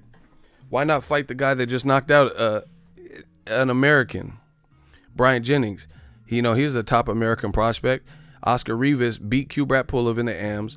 He beat Andy Ruiz in the AMs. And then he just knocked out an American guy that I know. Shout out to my dude. Shout out to Philly. Shout out to BY. A tough guy with a cool resume with Klitschko, fought Ortiz. Bryant Jennings fights everybody. So why not fight him? And then Tyson Fury's trainer doing an interview talking about, oh yeah, we're picking him because he's 6'6". Because listen to this. This is the excuse for an unacceptable fight. We're fighting Tom Schwarz because he's 6'6", and these other guys are shorter. And we don't want to have to go from someone who's 6'6" to somebody who's shorter and then go back to someone who's taller. That sounds horrible. Now it's about height. So Terrence Crawford, he fights Jeff Horn, who's probably close to his height. Then he fights Jose Benavidez, who's taller than him. And now he's fighting Amir Khan, who's pretty close to his height. And he fought Gamboa, who's way shorter than him. Then he fought Victor Postol stuff. Why are we talking about heights? So the pedigree doesn't matter. Yeah, okay, Oscar Rivas, he's 6'1", 6'2", whatever height he is. He could be 6 foot. He's a heavyweight with power. You pick this Tom Schwarz guy that no one knows because of his height? Oh my gosh. That lets me know you, if anything, you want to work on stuff. You want a 6'6" guy who's not really going to be as dangerous. So you want to practice, get in there against a guy who has the similar frame but doesn't have the similar power of Wilder. So you can practice. We see it. I see all of this. That don't even make sense. And realistically, I'm tall. I'm tall. I've been around all these guys. I've stood next to Tyson Fury. I've stood next to Wilder, Dominic Breazeale. I haven't met AJ, but I've been around all these guys. Luis King Kong Ortiz, Raz Kojano. I've been around all of these guys. And guess what? Me being a tall person myself, they're all big. They're all tall. My dude Linroy, they're all big. It's negligible. Like, when I see Luis Ortiz, he's a big dude. It's just what it is. He's a big dude. I'm not like, oh man. Like when I seen Luis Ortiz, it's not like he was like, what's that dude with the braids? I think he's from the Dominican Republic, Pio or whatever. It's not like it's like Webster versus Shaq. These dudes are all big. You talking about we chose Tom Sawyer because he's 6'6". That sounds horrible, bro. That's what I'm saying. I wouldn't even do no interview like that. I was just around Wilder. He's tall. All these dudes, we're all big. You know what I'm saying? That's not good enough. You're picking Tom Sawyer because he's 6'6", and Oscar Rivas is 6'1", 6'2", whatever he is. Guess what? Luis Ortiz is 6'4", 6'4 and a quarter. So you let me get this straight. Here, I'll read the direct quote because I wrote it down. I'm gonna read the direct quote so you guys know what I'm talking about. It's an interview that Ben Davison did, Tyson Fury's new trainer, with IFL TV. I wrote it down.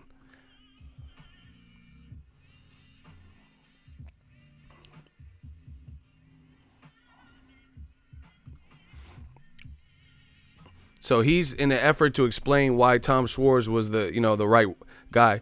He's responding to the backlash. You're better off not saying anything. Just accept the backlash because there's a reason for it. But, people are going to do whatever they want. So Tyson Fury's trainer says, and I quote, he says, "You can't win, can ya? Yes, you can win by fighting Dillian Whyte, by fighting Luis Ortiz, even if you weren't going to fight Wilder. But it's not that you can't win. It's just nobody wants to see the fight you're in. You can't win, can you? A few names got sent across and we had a look. We don't want to make the adjustment of somebody big in size to somebody small to have to go back to somebody big because the other two elite fighters that we're looking to make fights with are obviously 6'6" plus. That was a criteria. That we wanted somebody big. We wanted somebody in the top 5. And who have you got?" That's horrible. That's horrible for a heavyweight. Bro, Mike Tyson fucking 5'10". He's 5'10", and he was fighting guys bigger than him. Who cares? It's the heavyweight division. Steve Cunningham's a cruiserweight, went up and fought Tyson Fury, who's 6'10".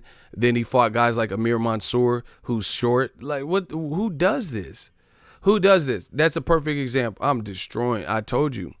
I'm destroying all arguments. Steve Cunningham is a true cruiserweight, went up and fought Tyson Fury, who's 6'10". And then after that, he fought against Amir Mansour, who has cracks, but he's not a tall heavyweight. So how is a cruiserweight doing this? Evander Holyfield. Evander Holyfield fought Lennox Lewis, who is 6'5", fact. He fought Mike Tyson, who's 5'10", 5'10 and a half. He fought James Toney, who used to fight at middleweight. Evander Holyfield, he's fighting whoever, he's not like, oh, Mike Tyson, I don't want to fight him. He's 5'10 and a half, and I fought Lennox Lewis.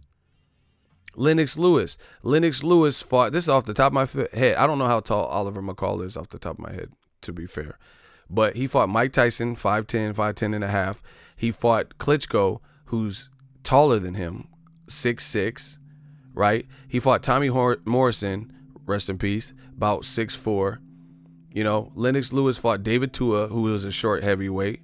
Shannon Briggs is 6'4". You know, when have you ever seen a heavyweight talk about, I can't fight this style, this height of a person, or I don't prefer to fight a guy that this height? Lennox Lewis is 6'5", and he fought short Tyson, short David Tua. You know, Hassan Rahman doesn't look that tall, right? But he also fought guys who were bigger, like Tommy Morrison. Oliver McCall looked pretty big. Razor Ruddock looked pretty big. This off the top of my head, people. Shannon Briggs. And then he fought guys who was bigger than him in Klitschko, Vitaly Klitschko. What are we talking about? You selected him because you don't want to go to fighting someone short and then have to go back and fight someone who's 6'6", 6'7", because Anthony Joshua and Wilder are 6'6". I would have never done no interview like that. That looks crazy. I never heard no heavyweight talk about I prefer. Man, you gotta fight you gotta fight whoever it is. Luis King Kong Ortiz, 6'4", 6'4.5", fought Wilder, who's 6'7". Christian Hammer is probably about his size or shorter. You know, Rascojano is 6'10", something like that. Luis Ortiz said he wants to fight Joshua, and I know he would if he got offered the proper deal. He said he wanted to fight Dillian White. No, nobody cared. That's what I'm saying. When have you ever heard a heavyweight, especially, talk about height? Any division, really. Mikey Garcia. Mikey Garcia fought Dejan Zlaticanin, and he's short as fuck. But he fought Robert Easter, who looked like he was a skyscraper next to him. He was like 6 inches taller than him, it looked like. You know, he fought Broner, who's a little bit taller, but not as tall as Robert Easter. That's Broner's boy. So if you ever see Broner next to Robert Easter always looks taller. Errol Spence ain't as tall as Robert Easter, but he's taller than Broner. Mikey, he didn't care about no. Dejan Zlaticanin looked kind of short. He looked kind of small. You get what I'm saying? What fighter do you know that is talking about, I want to stay within the range because the future, like, why didn't Mikey Garcia say that? Why didn't he say, hey, I want to fight Errol Spence, so I don't want to fight, you know, shorter guys like Broner and shorter guys like Rascojano? You say that stuff for sparring. You know, I can understand Canelo employing bigger, taller sparring partners because he's fighting Golovkin. Employing bigger or taller sparring partners because he's about to fight Jacobs. I get that. That makes sense because you're trying to adjust to, you know, the trajectory in which you got to punch and stuff like that. But when it comes to the fight now, you got to fight whoever it is. That's why the preparation, the sparring, you get different looks. Like, okay, I'm about to fight Mayweather. I need to fight someone who has some good legs, good ring IQ. That sounds horrible. Oh, we don't want to fight guys who are 6'1", like Rivas. He just knocked out. Rivas, with that one knockout of Bryant Jennings, that's a better win than anybody on Tom Sawyer's resume. That's horrible. That's an excuse. I'm sorry. That's a horrible. I would have never said that, to be honest. Like, because if anything, Tyson Fury, why not fight a guy that Wilder beat, like Luis Ortiz? Wilder showed he could beat him, but Luis Ortiz ain't no sucker either. So wouldn't that more prepare you for a fight with Wilder in a rematch, or Anthony Joshua, you know? Fighting someone like that, or Dillian White. Dillian White lost to AJ. So if you want to eventually, you know, fight against AJ, Tyson Fury versus AJ, why not fight a guy like Dillian White? He lost to AJ, but he's not no punk. Dillian White can scrap. He has an element. So we know you want to fight somebody who you can easily, you know, you don't have to worry about. Someone who's not a risk, or, you know, not a known risk like these other guys. So, like I said, the more Tyson Fury, this is what happens in boxing. You hear all this outlandish stuff being said, and the more camps like this talk and try to justify it when the fans know and when new media exists. It'd be one thing if it was like the 1980s in boxing.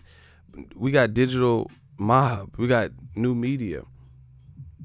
So it just looks bad. You trying to justify. You're better off just going to training camp, doing your thing, and just accepting the feedback and the backlash, and just fighting who you're fighting. But trying to justify it, it's actually making it look worse. You ever seen that? Where somebody's trying to argue their point, and the more they talk, the worse they dig themselves into a hole. Like, damn, you're just making it look worse now.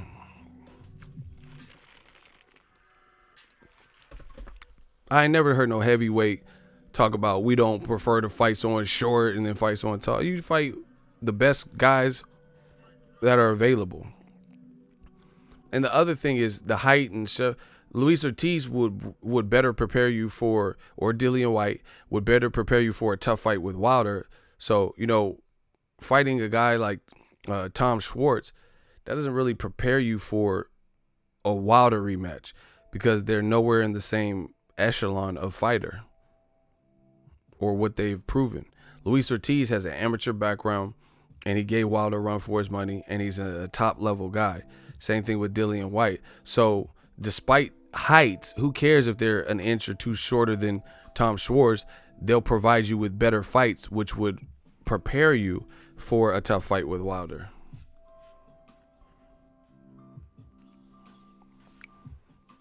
That's the name of the game. The world sees it. You know what I'm talking about.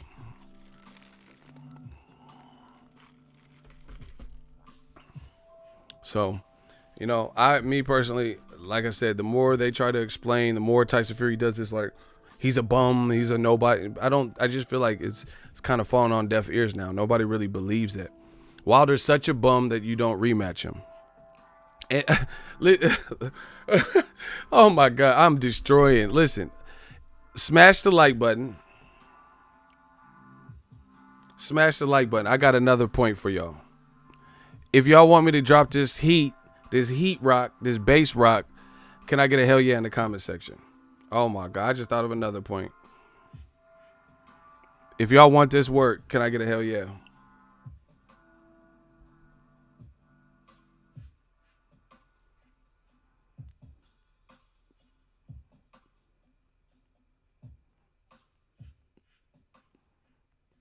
I just thought of another one. I need that hell yeah though.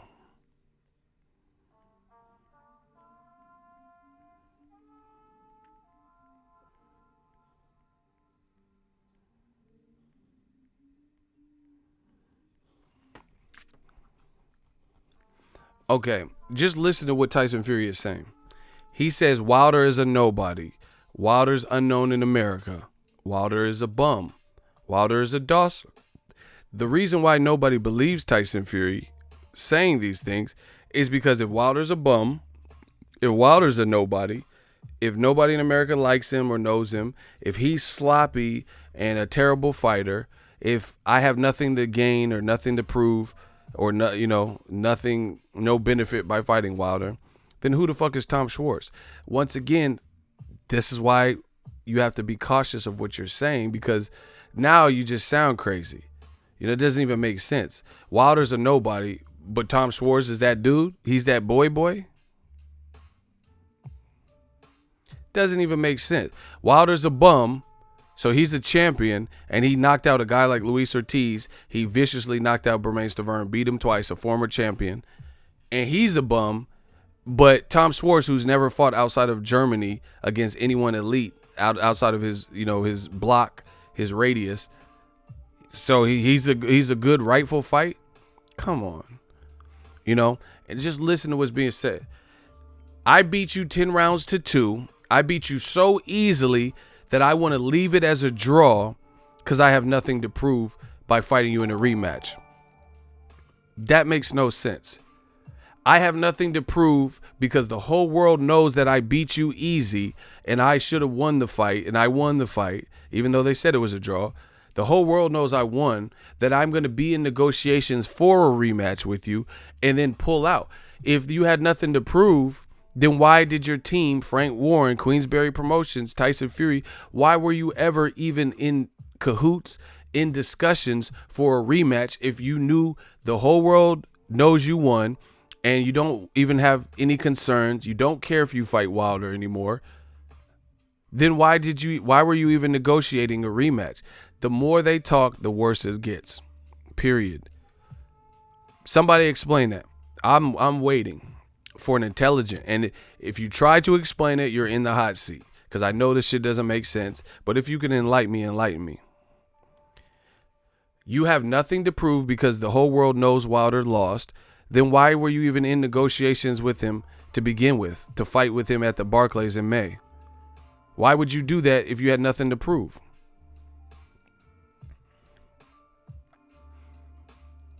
Why didn't you just say, oh man, they robbed me. This is some bullshit.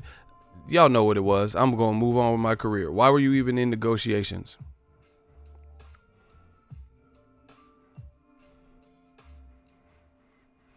I believe bro was asleep, but people say otherwise. They can't. He did an interview with Max Kellerman on ESPN. He said he woke up. He said he was asleep. He admitted that. So he said he woke up and heard the 4. And he said, I figured so I must have got knocked down. Once again, explain it to me. Why were you even in negotiations with Wilder if the whole world knows you beat Wilder easy and you have nothing to prove? Then why were you even entertaining negotiations before the ESPN deal? Block stack global juice. I told you.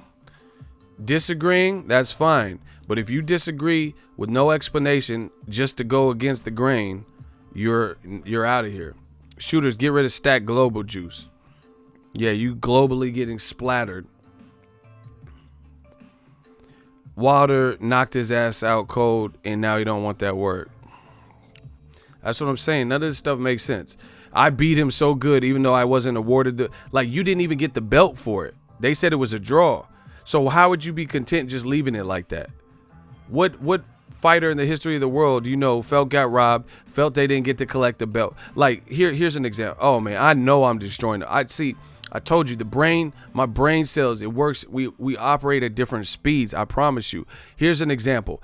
David Benavidez. I like him. He's a scrapper. He can scrap.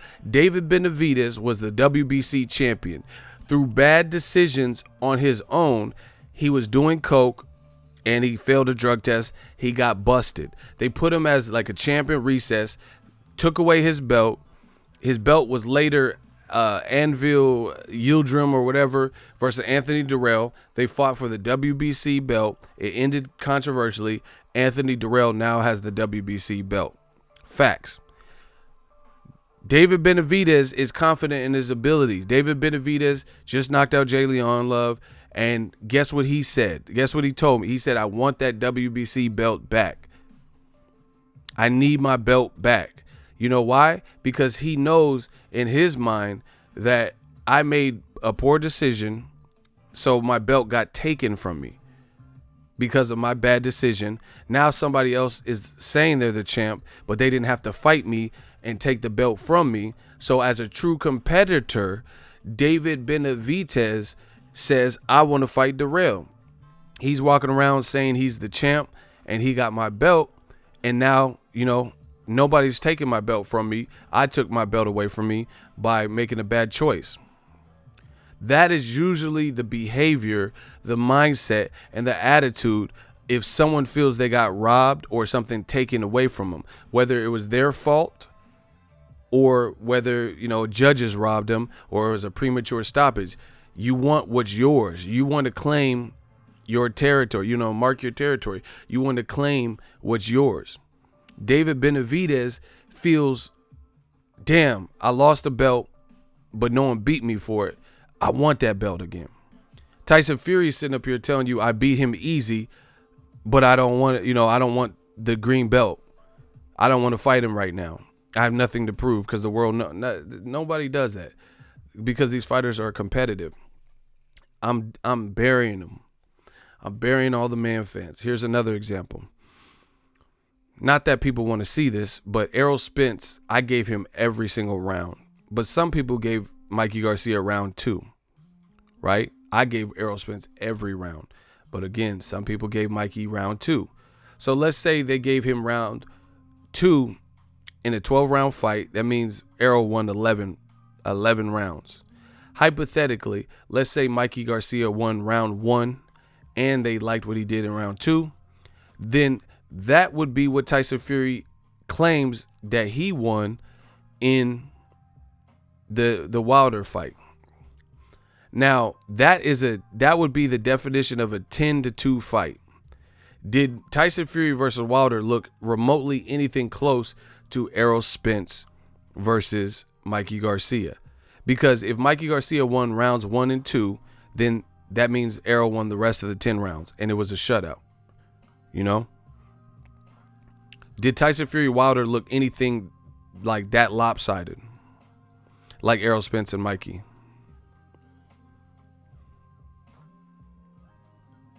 No, it didn't.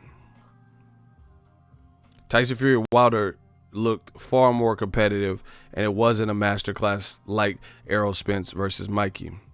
Furthermore, hypothetically, not that people want this,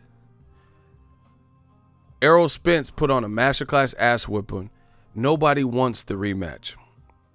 Nobody really wants the rematch. You get what I'm saying? But if they did, Errol Spence knows he won the fight. Do you think he would have any issue if it was a big money fight to take a rematch with Mikey Garcia, knowing he won 10 rounds and Mikey only won 2 rounds? Understand the psyche. That's what I'm trying to put you guys in the mindset. If Mikey Garcia won rounds 1 and 2 and Errol Spence knows in his heart of all hearts that he won every other round, that would be 10 rounds. If there was, for some reason, some type of controversy and the judges scored it close and the demand was high and people were willing to pay for a Spence and Mikey Garcia rematch, do you honestly think Errol Spence wouldn't take the rematch, that he would switch networks, that he would do anything? Or would he show you, like, man, that's bullshit. That wasn't no close fight. I whooped this dude. You know, Tyson Fury is claiming he won 10 rounds to 2. That sounds pretty easy. That's lopsided. That's lopsided. But you're the one that needs a tune-up. You're the one that went a different network. You're the one that went a different route. You're happy with the moral victory. You know? You're happy with the moral victory. That's what that is. You can't believe what you're saying.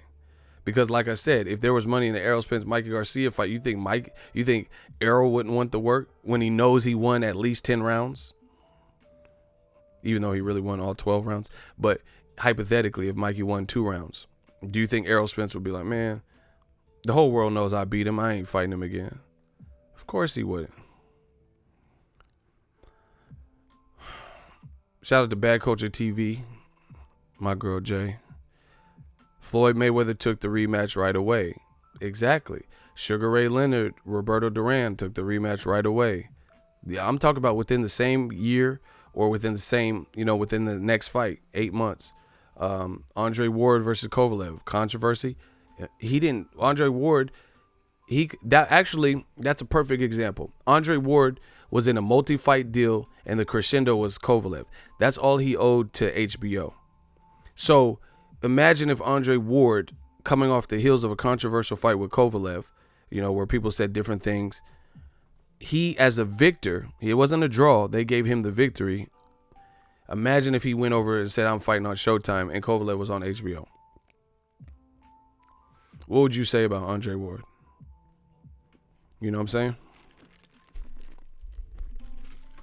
If he did that, and he was in negotiations for Kovalev for a rematch. But once again, these are all hypothetical scenarios because these people aren't doing this. The only one that has done this is Tyson Fury. Look at Canelo Golovkin. People were ridiculing Canelo, saying Canelo lost, got beat up. The judges scored it a draw. That didn't sit well with Canelo. You know why? Because Canelo is a man's man, and he's a competitive person. He shows you that in his fights. So people were saying, oh, Triple G beat your ass, and it wasn't a draw. Triple G worked you, and he was hurting you. He was walking through all your punches. Canelo, he signed on to fight Triple G, and it would have been his next fight if he didn't have that issue with the clenbuterol thing. So what are we talking about? That's what I'm saying. Name a fighter who's done what Tyson Fury has done. You guys said Triple G beat Canelo's ass in the first fight, and Canelo still wanted to smoke. But you guys were saying Triple G was hurting you, and why did Canelo take the fight immediately then? because Canelo knows in his heart that he's a competitor, and he's like, man, fuck that. All right, I'll show y'all in the rematch. I'll show you in the rematch who's better. And that's what he did. He beat Golovkin. That's what Ward did. He beat Kovalev. Tyson Fury is the only one that's done this.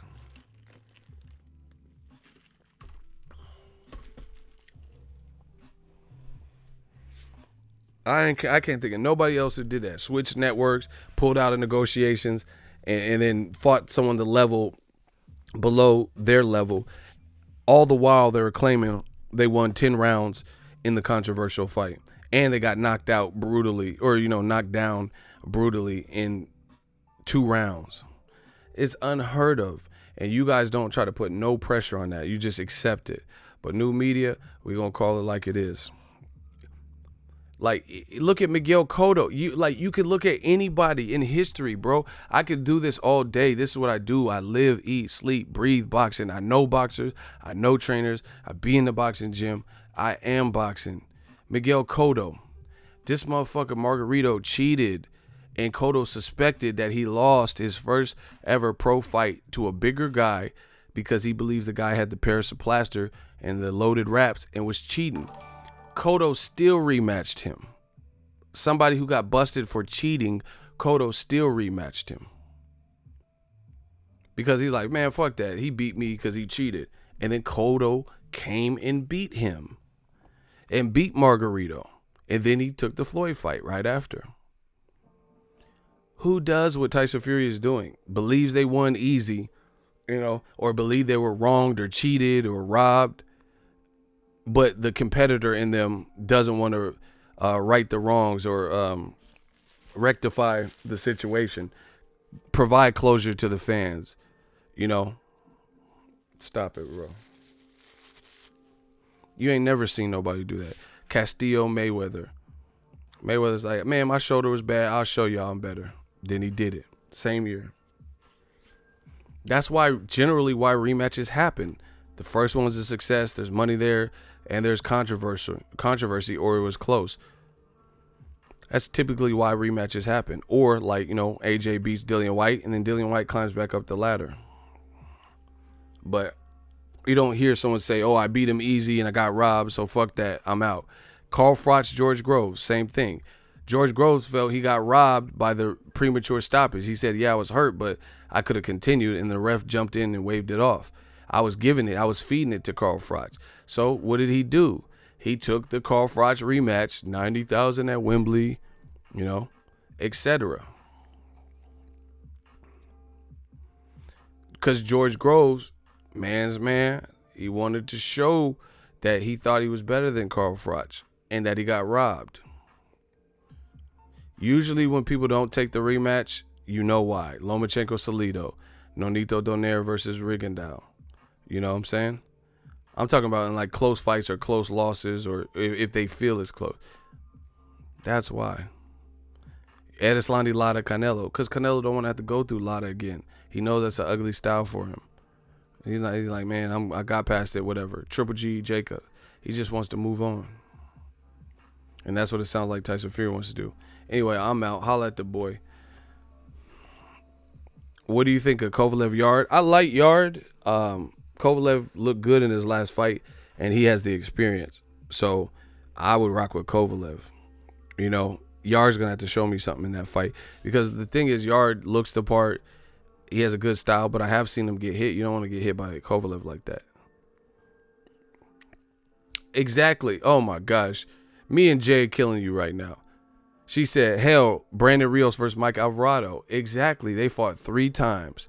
Brandon Rios and Mike Alvarado was super competitive, and then Alvarado got stunned, and they did a rematch. Because he was like, man, I got fucked up at the end, but I was doing good in the fight. Manny Pacquiao and Juan Manuel Marquez, same thing. That's why they fought so many times up until the 4th fight. Because Marquez was wearing T-shirts saying, I beat Pacquiao. He thought he beat him, and thought he was getting draws and losses that he didn't feel he lost. Eric Morales, Pacquiao won. Same thing. Eric Morales fought Pacquiao 2 other times because he beat Pacquiao, and Pacquiao took the rematch. See, this is what fighters do. Pacquiao, he was like, I did not have my clitoris. Remember, Pacquiao had a cut in that fight, and he said he didn't have his clitoris or clitoris or whatever he was talking about. He didn't have his gloves. I believe my fight with Eric Morales is my clitoris. I had no in my fight. Yeah, my fight. I had no clitoris. Like, you didn't have no clitoris. What? But anyway, Pacquiao took the Eric Morales rematch because he thought he could beat the dude. And he did. And then he made Eric Morales quit in the other fight. Eric Morales looked and was like, nah, Pacquiao fucking me up. Nah. I think that was the third fight. Yeah, Morales was just like, nah, I don't know what the fuck. This motherfucker fast as shit.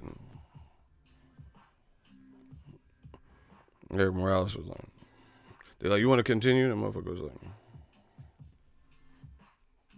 like, hey, shut the fuck up, man. Like, Eric Morales was I want to thank people, my people in General Santos for my clitoris. Like, we talking about boxing. You talking about Pornhub and shit. Pacquiao, you tripping?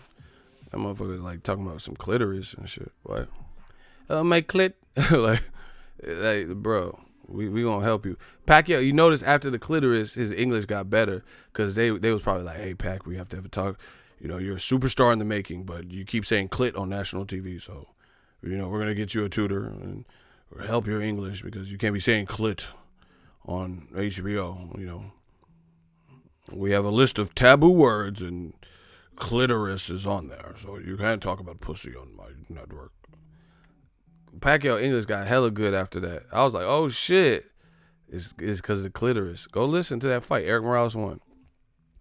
It's because Pacquiao was talking about them clits. You know what I'm saying? You can't just be talking about no clit. We live in the Me Too era. You can't just be on that's some Cosby shit. You know what I'm saying? I would like to talk about the clitoris. You see, it's the clit, the cello, and it's the clit. You can't. Hey, bro, you wildin', Pac. You a good fighter and all that. I like that. Man, I ain't wildin'. Pacquiao, bro. He was talking about, why'd you lose the fight? Me and Jinky, clitoris, my clit. Hey, you tripping, Pac. You can't be saying that, bro. This is the Me Too era. You can't be talking like that. I'm trying to tell. I like Pacquiao when he was had all them hairstyles, bro. That motherfucker had that back streets back. Oh yeah. That motherfucker had that 98 degree. Remember with the bleach tips? That's the Pacquiao with them flame trunks. Yeah. That motherfucker. That motherfucker was jumping everywhere. That's the Pacquiao I know. Pacquiao's cool now, but he don't be talking about clits. He don't be wearing them flame trucks. He don't be having that, Brian from Backstreet Boys. Nick Carter, Aaron Carter looking at, fuck you, me. Tell me why. Pacquiao that died. I like that. That's the, that Boy Meets World. That, what was it, Sean? What was the friend's name? He had that die shit. Yeah, that's the Pacquiao I fuck with. I want to, my clitoris, it's up to my promoter. Anyway, Tyson Fury's the only one that I know. Yeah, them fire shorts was on point, bro. Pacquiao always talking about how something's up to his promoter and shit, bro. Like, hey, Pacquiao, what time is it? It's up to my promoter, Bob Adam. Like, what? I asked you what time it is, but like, hey, I'm going to Five Guys, Pacquiao. You want a cheeseburger? It's up to my promoter, Al Heyman. Like, what the fuck Al Heyman got to do with a cheeseburger, bro? We going to Five Guys. They got peanuts, They got, a bag full of fries. Y'all ever go to Five Guys and in the whole bag they just put it's like they put too many fries and shit. Like, I ain't never went to a burger place and got mad because they gave me extra fries. I go to Five Guys and I'm like mad because it's like, why would you give me this much fries? I'm getting pimples and shit fucking around eating this whole damn bag of fries. Like, you gave me too many fries. Why would you do this? How many potatoes did you have to kill to make this bag full of fries. Five Guys gives you way too much fries. Way too much fries, bro. You doing too much. And I'm greedy. So if I'm telling you doing too much, that's how you know it's a problem. Because Five Guys, they used to, I couldn't even find a burger. I was just looking through fries and shit. Where the fuck the burger? See, another reason I know they give you a lot of fries, because I'm weird. I have like OCD with certain things and shit. So I eat my food in order. I've always done that since I was a kid. Like, I'll eat all of my fries first, and I won't even touch the burger. I'll just eat all the fries, and then I'll eat the burger. Like, I always eat in the order, you know. So if you ever see me, don't be like studying me and shit. But if you see me, that's how I've always ate like that. Like, if I go get steak, mashed potatoes, and asparagus, I eat my vegetables first, then I eat the mashed potato, and then I eat the steak. Like, you know, people mix the steaks and I don't know. I just always ate in order. I don't know. I'm just cool like that, I guess. But yeah, man, Five Guys be tripping with that.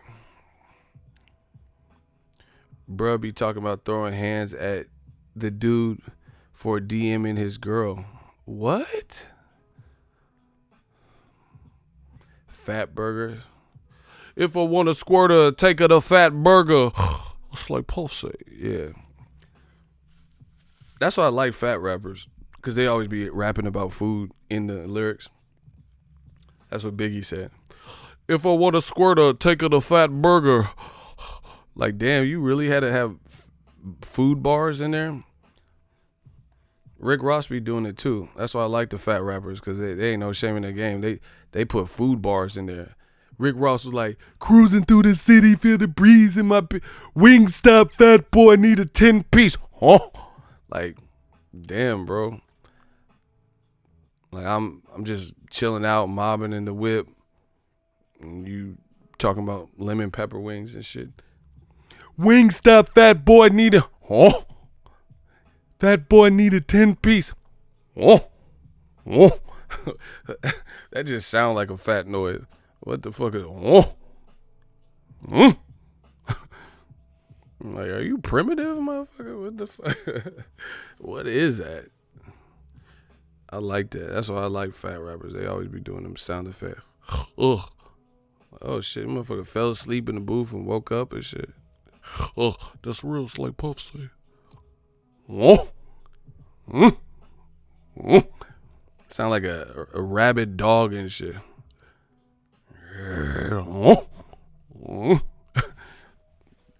Like, did the motherfucker growl at me? DMX, seed of X? What the fuck? Fat boy need. I like when Rick Ross, he started losing a little bit of weight.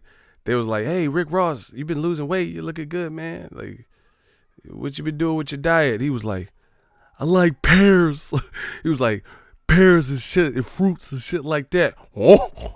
Oh shit, that motherfucker eating hella pear. He made the pear sound hella good the way he was.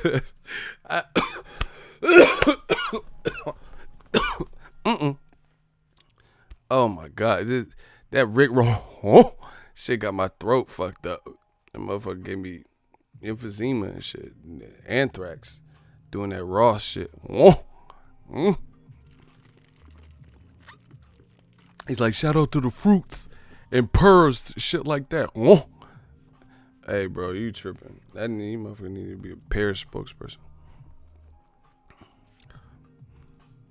He said, sound like the cowardly lion from Wizard of Oz. If I only had a brain. Like, what the fuck? Come on, put 'em up, put 'em up. Like, that's how these man fans be sounding and shit. Come on, Ego, put 'em up. Dear Ego, I wrote you, but you still ain't calling. I left my pager cell phone at the bottom. I sent you 2 letters in autumn. You must not have got them. There probably was a problem at the post office or something. What's been up, man? How's your daughter? Hey, guess what? I'm about to be a father. Guess what I'm going to call her? I'm going to name her Bonnie.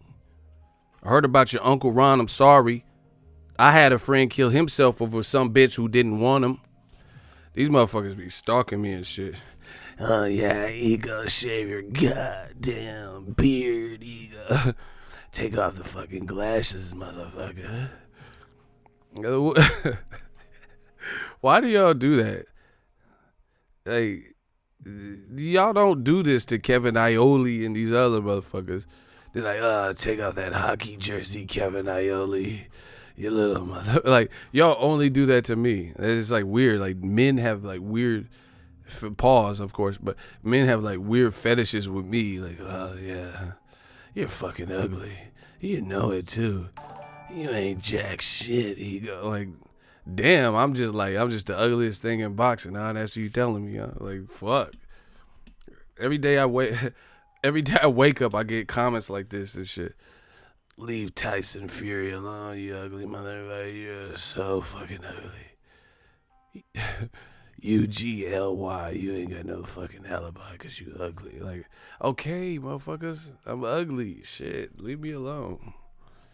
These dudes be, it like they, man. Hold on, this is what they mad at.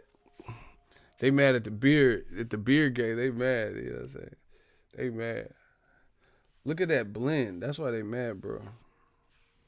They be hating on me. They be hating on the kid. Why? Why me though? Like I said, y'all don't be doing it. Mike Coppinger and shit. What?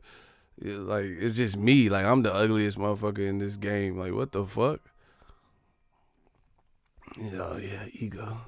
Go back to bed, you ugly motherfucker. Like, shit. Can I talk boxing? Oh yeah, you can, but you're fucking ugly. I ain't never had so many men tell me I was ugly. What the fuck? Like I'm trying to look cute for Leroy and shit. What the fuck? Y'all got me fucked up. I don't know what y'all thought this was. They should have never gave me money. They should have never gave me my own brand. Y'all got me fucked up. Like I'm trying to look cute for Leroy. Like, oh shit, I'm about to go on camera. Leroy's watching my boxing show. I don't want to look cute for y'all. What the fuck? I am screaming in here, your man. Shout out to Jay. Hold on. Your old man fans used to say, take off your glasses. I told you. See, I'm talking to a female that's in the boxing game too that I know. And she even notices it. See, your old man fans used to say, take off your glasses. That's what I'm saying. I always imagine them saying it in the Clayton Bigsby boy. Wow, you doing the most. Yeah, it'd be, I smell Little Black Channel. They think they're the best dancers, breeding up all the white bear. What? Y'all are some Clayton Bigsby ass racists on this boxing shit, to be real. These dudes be going, they be going in on me, bro. Shout out to Lamar Gugis. He's like, get him! Clayton Bigsby. That just sound like the name of a racist. Hey, y'all trolling. They be like, brush. Hold on. Where's that comment? Brush that beard one more time for me, ego. Like, man, I'm telling you, they be weird because I know they don't be doing this. Because I don't ever.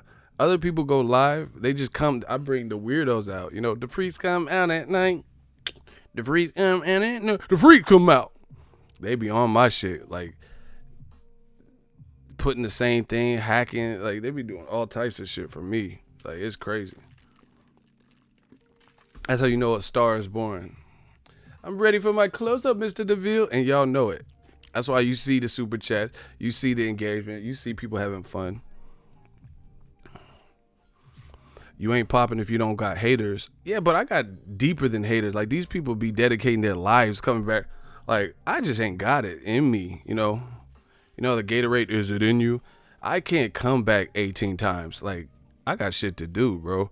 They really be coming back under all these names. And my shooters, like King Corleone, he be bucking, bah, bah, bah, and they really come back. I'm like, damn, they made another account?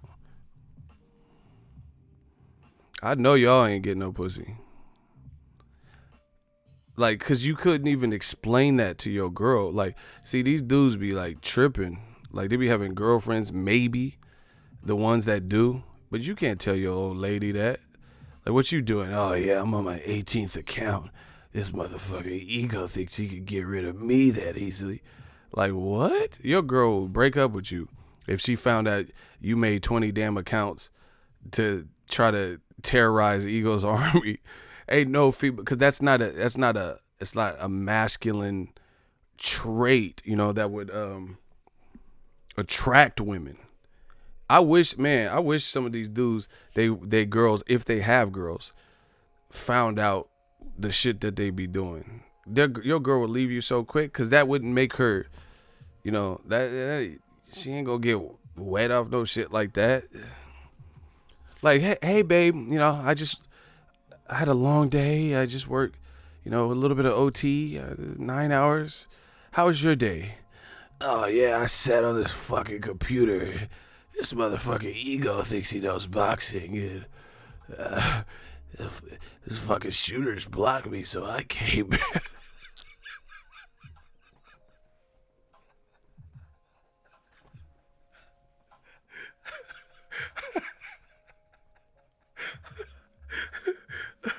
You know,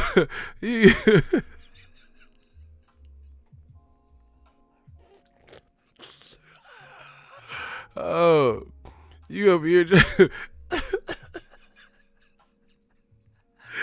you up here talking to your chick, trying to explain your, yeah, hold on, let's calm it down a touch. Hold on. Kenji. All right, listen. You're up here trying to explain your day to your girl. Your day consists of, damn, y'all got me consistent. I sound punch drunk and shit. Your day consists of not leaving me the fuck alone, bro. There's no woman that's gonna be like attracted by that. You know, like, do you know how, like, I get women just when I'm minding my fucking business. You get what I'm saying? They see I'm covering fights, I'm just moving, I'm, you know, at airport. That's what they happy off of that. Like, I'm not even doing that. I'm just working. That's what women like. See, I'm trying to tell you, I'm gonna start another channel. I think I gotta come out with that alpha ego channel. I'm gonna show you beta male fucks what it is. But that's what women like. A man who's about his shit. A man who's congruent and consistent, you know, a rock, you know, guy who says something and accomplishes it, ambitious, you know, alpha male shit. Alpha male, like, traits, things like that. They're not like you playing these little kid games and shit. Oh, yeah, he's talking about Tyson Fury. The motherfucker, I'm coming back. Like, that, what is your purpose? Like, what's your purpose in life? Like, I'm just being real. Like, at this point, what is your purpose in life at this point? Like, boxing is cool. I love boxing. You know, it's afforded me a lot of opportunities.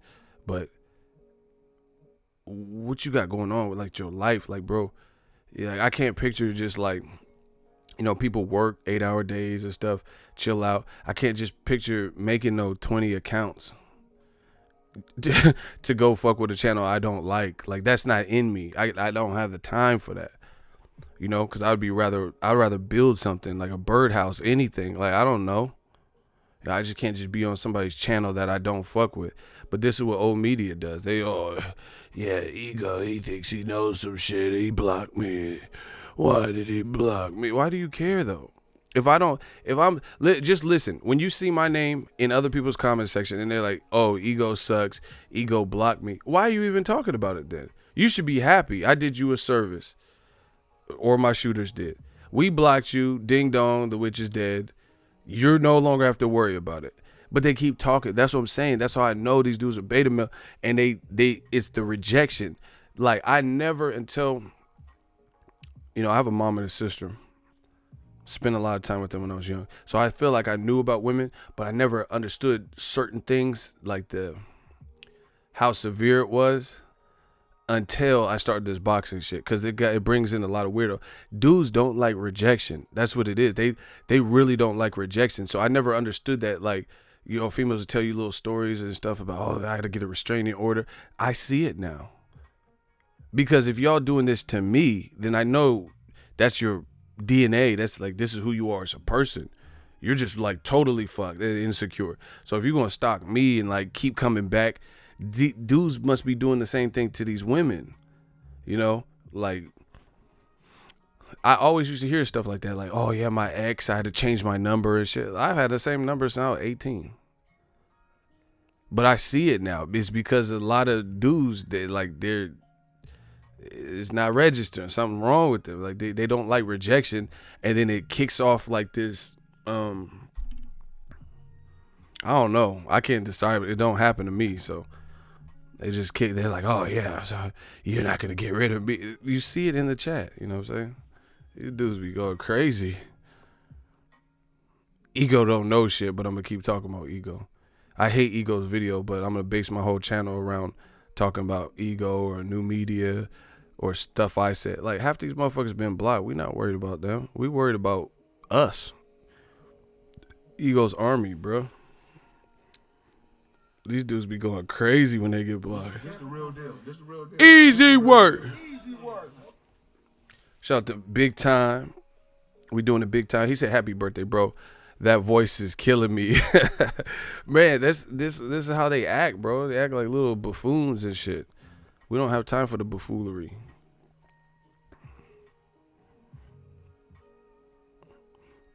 Like, what? These dudes be on other people's pages. Ego blocks me. He doesn't know what he thinks he knows. Who you telling? That ain't my daddy. What you telling a YouTube channel for? What they gonna do? I just don't get it. You know what I'm saying? You telling like it's like you telling my daddy or some shit. He's a fucking ego blocked me. I came on the channel. I proved him wrong. He blocked me. If you don't agree with him, he'll send his shooters to block you.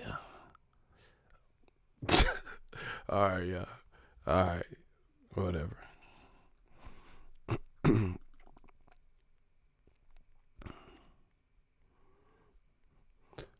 Shout out to Ronald Finkley.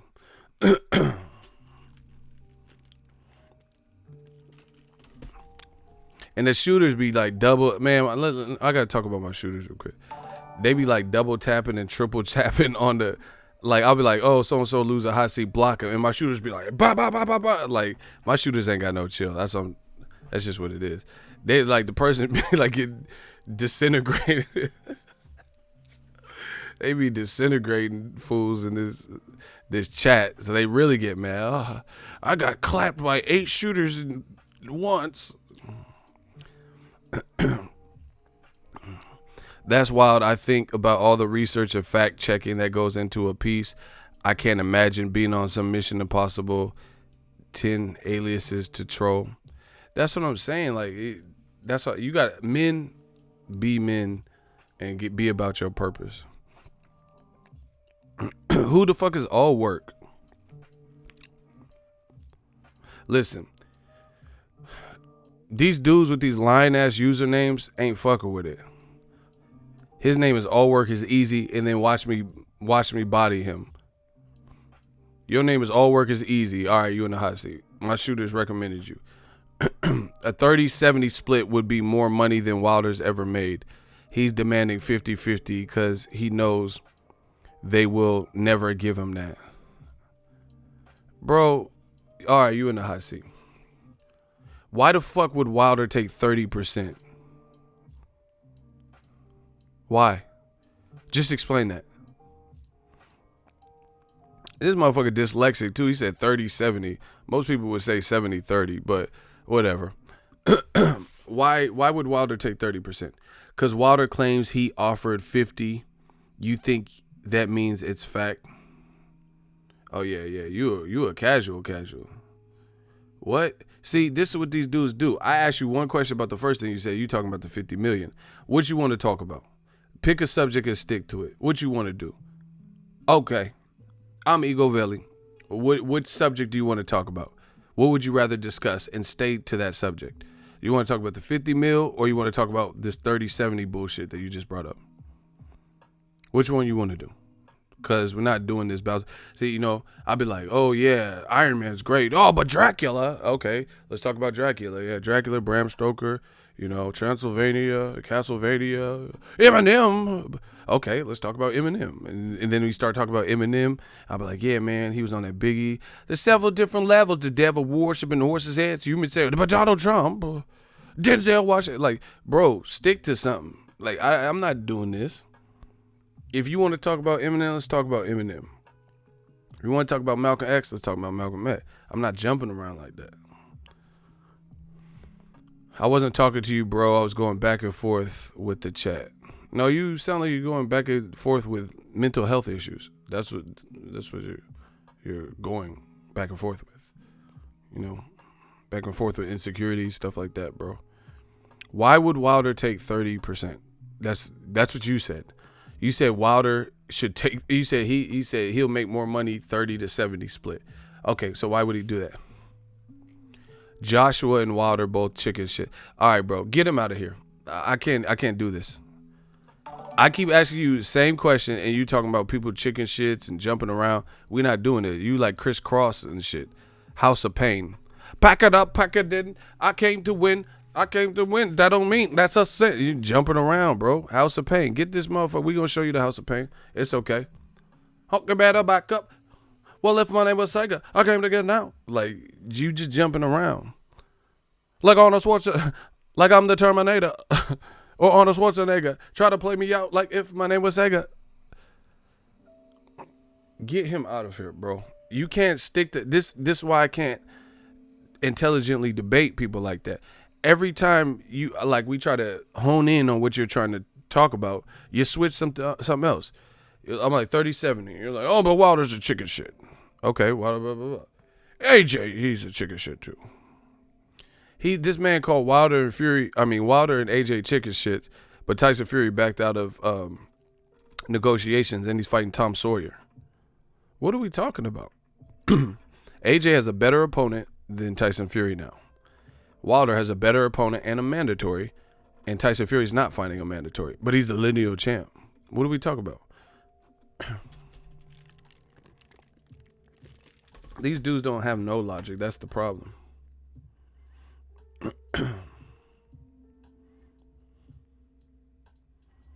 They don't have no logic. They just say whatever feels good to them.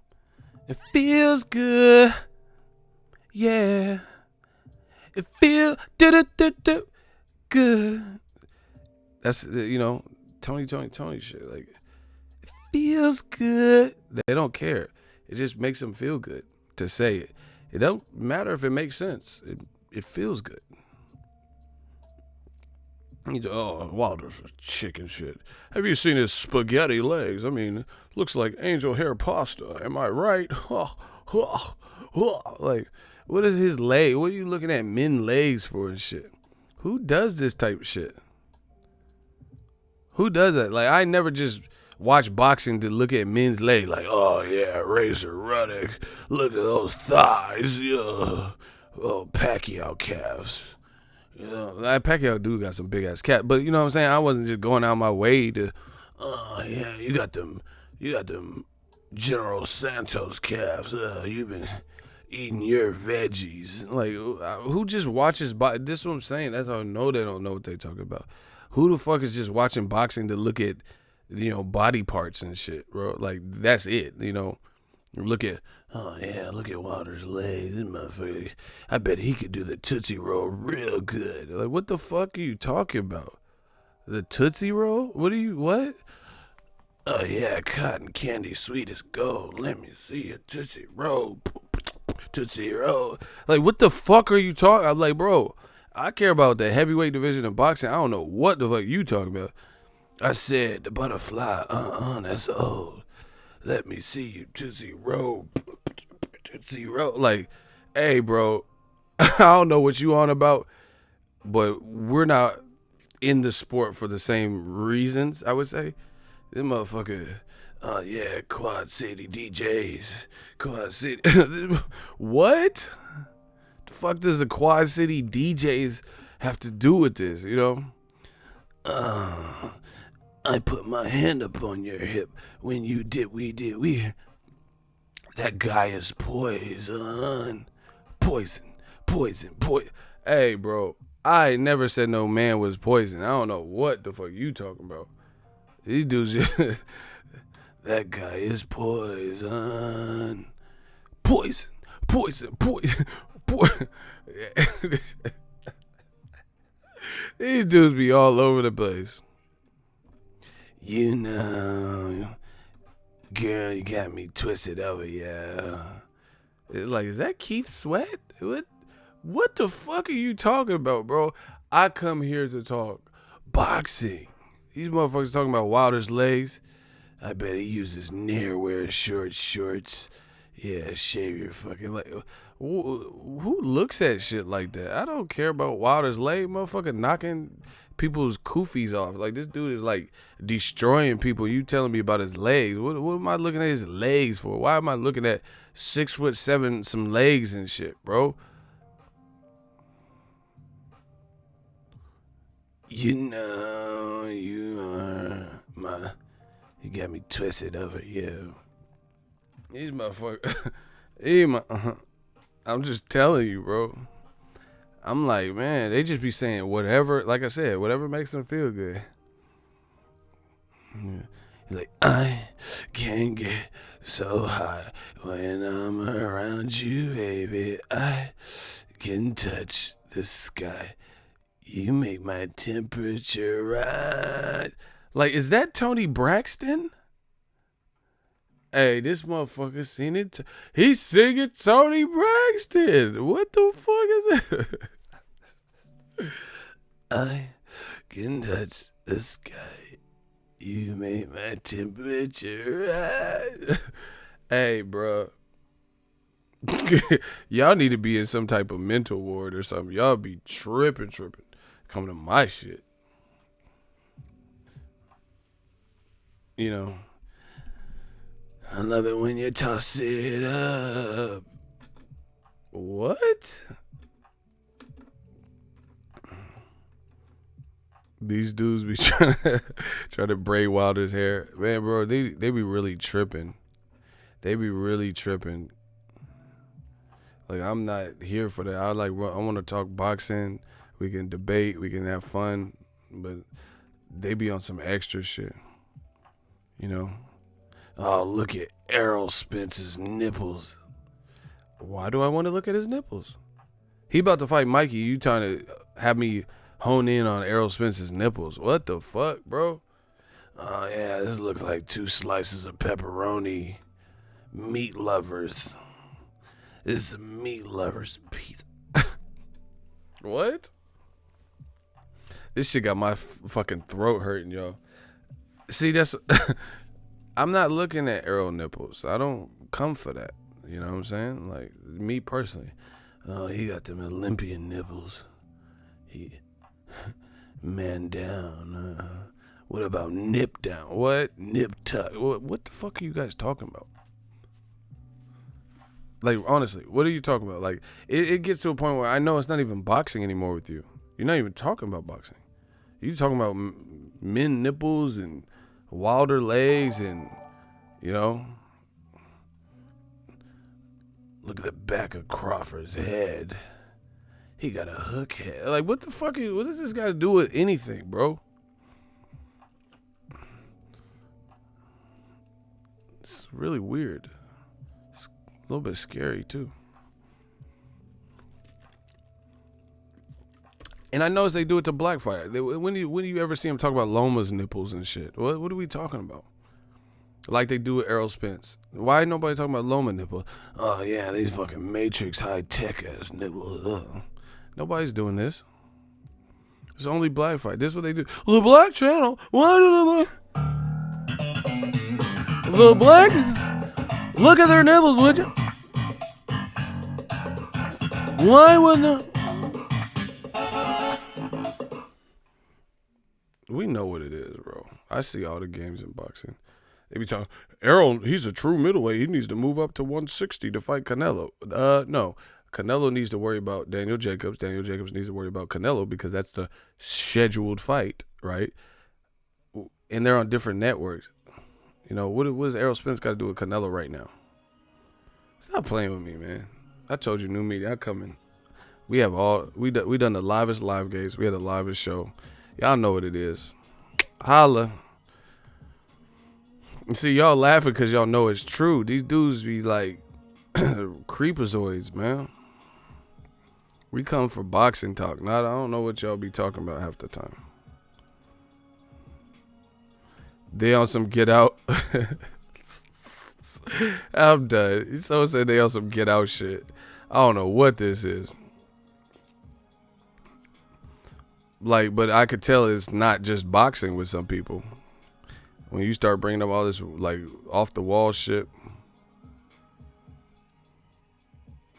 Billy Joe Saunders actually fails a test, but Charlos get more attention for not showing up for a VADA test they were out of town for, promoting the fight. Exactly. Canelo, and see, like, real talk, I love Canelo. I like Canelo, like, fighting style and stuff. But he failed a drug test for whatever reason. It's a fact. He failed on February 17th and February 20th last year. People just sweep that under the rug.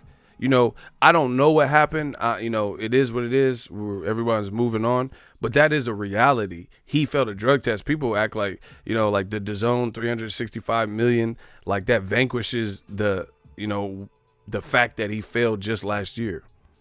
You know, and then they got the nerve to talk about the Charlos and talk about Errol Spence, who haven't failed anything. What are we talking about? You see what I'm saying? So that's what I'm saying. I could tell it's something deeper than just boxing with some of these guys.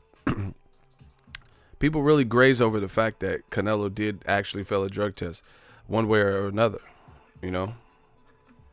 Despite what you feel about how it happened or why it happened, that's the reality. You know, people be like, I remember I went to Andre Ward. He was fighting for Kovalev, and Ward was jacked up. He was like ripped, and he flexed. They were leaving comments. Go look, the video's still up. They left comments from the media day on my video talking about Ward. Oh yeah, he's clearly on PEDs. Like, motherfuckers think because you get in shape that you on something. With no proof, no explanation, said Ward was on PEDs. Meanwhile, Canelo literally failed a drug test. Billy Joe Saunders literally failed a drug test, you know, and these other motherfuckers, you know, being caught up cheating, Margarito with the gloves and stuff, and people sweep that under the rug. We know what this is. Death Row East, believe in it. You know, I don't want to end on, like, weirdness, like talking about, oh, yeah. So what I'm going to do, I'm going to do 3 questions. Put Q&A in your questions. I want to hear from the fans. Ask me your questions. Ask away. If it doesn't say Q&A and then a question, I'm not answering it. Because you guys always just put your question. That helps me identify what is the question versus a regular comment. So it helps out. Put Q&A. I'm going to do 3 questions from the fans. Y'all let me know. It could be about, it has to be about boxing. I'm not really like, oh yeah, what's your fucking waist size? You know, I'm not doing all this weird shit right now. Or ever.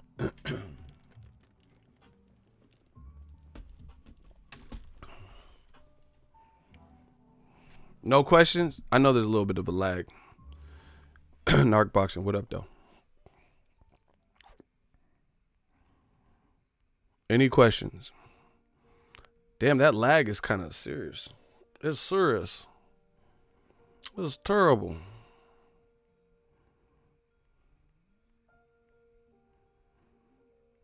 Spence Crawford. Honestly, I keep saying I don't know. I don't know who wins that. Like, I'm not even just saying that because the fight's not. I really don't know who would win. Because, okay, look at it. Let's break down Spence Crawford. Spence Crawford. They're both top. They're the 2 top welterweights to me. And their performances have showed you that. You get what I'm saying? Like, Crawford has showed nothing but separation. Excuse me. Nothing but separation in his performances. Errol Spence is showing you, like, before Sergey Lipinets just beat Peterson, Spence dominated Peterson. Lipinets was in a tough fight with Peterson, and then he ended up stopping him. Spence stopped him and walked through him, you know. Kell Brook only had been stopped at middleweight, and Spence, you know, Kell Brook did cool in the early rounds, but it was still competitive, and then Spence walked him down. I don't know who's going to win, you know what I'm saying, because they have similar energy, but again, I don't choose to talk too much about it because I don't see it happening until there's more of an understanding. Top Rank and PBC, and right now it's like all these different networks. They're trying to make power moves against the other. So as long as that's happening, that we have these pissing contests, I don't see when these things are going to happen, because they're right now, everyone's trying to take HBO Boxing's shares of boxing. There's money in boxing. Boxing is popular, things of that sort. So they're trying to, everyone lost a competitor in HBO Boxing. So now people are trying to get those shares. So right now I see people, it's good for boxing, but it's bad. It's good because there's more money being poured into boxing, distributed into boxing. But it's bad because there's also cold wars, and like Wilder could have easily had a chance to fight Fury in May, but Fury got offered big money or whatever and switched sides, and then ruined the rematch happening next. And now ESPN has their own directives, and they don't even want to make the fight this year, according to Bob Arum. So it's good because competition is good, and it makes these companies like pay these fighters what they're worth, and they're pouring in money. But right now it's still every man for himself, every company for himself, and people trying to make power moves against the other company. DAZN's trying to stay afloat and double their prices to get profit. We'll see what happens. ESPN's Plus coming out. Here's another thing. This has nothing to do. Oh my gosh, man, I'm gonna be on here forever. See, I get caught up with the jokes and good questions and stuff. Apple just did a seminar or whatever, and they just announced Apple TV Plus. So basically, like ESPN Plus, Apple's coming out with their own streaming shit. I didn't even watch all of it, but it sounds like basically like DAZN and Netflix and ESPN Plus. Disney's coming out with one. This is another thing that's going to hurt DAZN, because this is a lot of shit for Americans to have to pay. You feel me? Motherfuckers gonna be, I got ESPN Plus and ESPN Minus and fucking Apple TV Plus, DAZN, I got Showtime Extreme. Like, this is a lot of shit. Dropbox and YouTube Red, YouTube TV. Fucking, they probably gonna come out with YouTube porn or something, YouTube Hub or some shit, and then now I gotta watch my porn on YouTube. It's endless, and that's what everything seems to be going to. Apple TV just came out with their own streaming, or announced that they're coming out with their own streaming. Disney's doing the same thing. That's why I think shows like Luke Cage and Punisher got canceled off Netflix, because I think Disney owns Marvel, and they probably want to bring shows like that or the Marvel characters to their own platform now. So it's kind of every man for himself. Therefore, I don't see right now Crawford or Spence getting made anytime soon. Next question. Damn, y'all keep asking me about Spence Crawford. Hold on, let me answer something else. Q&A, Pacquiao or Thurman for the WBA. Good fight. I don't know. That's a good fight. Before, like a couple years ago, I would have said Keith Thurman for sure. But that Jose Cito Lopez shit scared me. So I might go with Pacquiao. I don't know. That's another good fight. I don't know. See, Thurman messed it up for himself. I'm not going to say he messed it up entirely, but boxing, you can't have 1 foot out and 1 foot in. See, a lot of fighters, they get a certain level. See, this is why I respect Floyd Mayweather, because no matter what level of one echelon of success Floyd reached, he was disciplined and he did the work. Like he was making all these paychecks. He could have stopped after De La Hoya and Cotto's and, Ricky Hatton, and got big headed and, just lived a celebrity life, but he stayed disciplined. True throwback. A lot of these fighters aren't doing that. Like, they start getting a bag. They ain't even touch real money. For real. They ain't touch Warren Buffett money. I'm not saying it like I'm making more than the fighters, or, like I'm rich and they ain't touch nothing. But I'm not saying it from a perspective, but I'm saying in the grand scheme of it, ain't no fighter in boxing, outside of like Floyd Mayweather and maybe guys like that are in, Forbes list, shit like that, or high up in the Forbes list. There ain't nobody making no like Jeff Bezos Amazon numbers, shit like that. So they, people start touching a couple mil, living comfortable, move their parents into a nice house, move into a nice house themselves, and they start like kind of enjoying being a celebrity more than everything. Keith Thurman kind of messed it up. He traveling the world and shit, getting married. That's cool. That's dope. But boxing requires discipline. You can't have 1 foot out, 1 foot in. You feel what I'm saying? You can't just be like, you have to be fully dedicated, because there's people who want what you have. Like Sergey Lipinets, the motherfucker come to America, and he's like, man, they put me on PBC. I can fight this veteran, Lamont Peterson. I fought Mikey Garcia and lost. He coming, like, he's trying to make a name for himself. He's trying to extend this. He's trying to get bigger and bigger fights and keep getting these paychecks. So, people are hungry. So you have to be ready for that. So if you get caught up and crossed up in living the celebrity life and it's different. There's different industries. Like, let's say being a rapper. You the Game or Meek Mill or something, you could probably drink and party and be on yachts and, fucking bitches crazy and all types of stuff. That's cool. You're a rapper though. You Trey Songs. If you can do that. Whoa, I want food. Do that, sell it. Which one of y'all?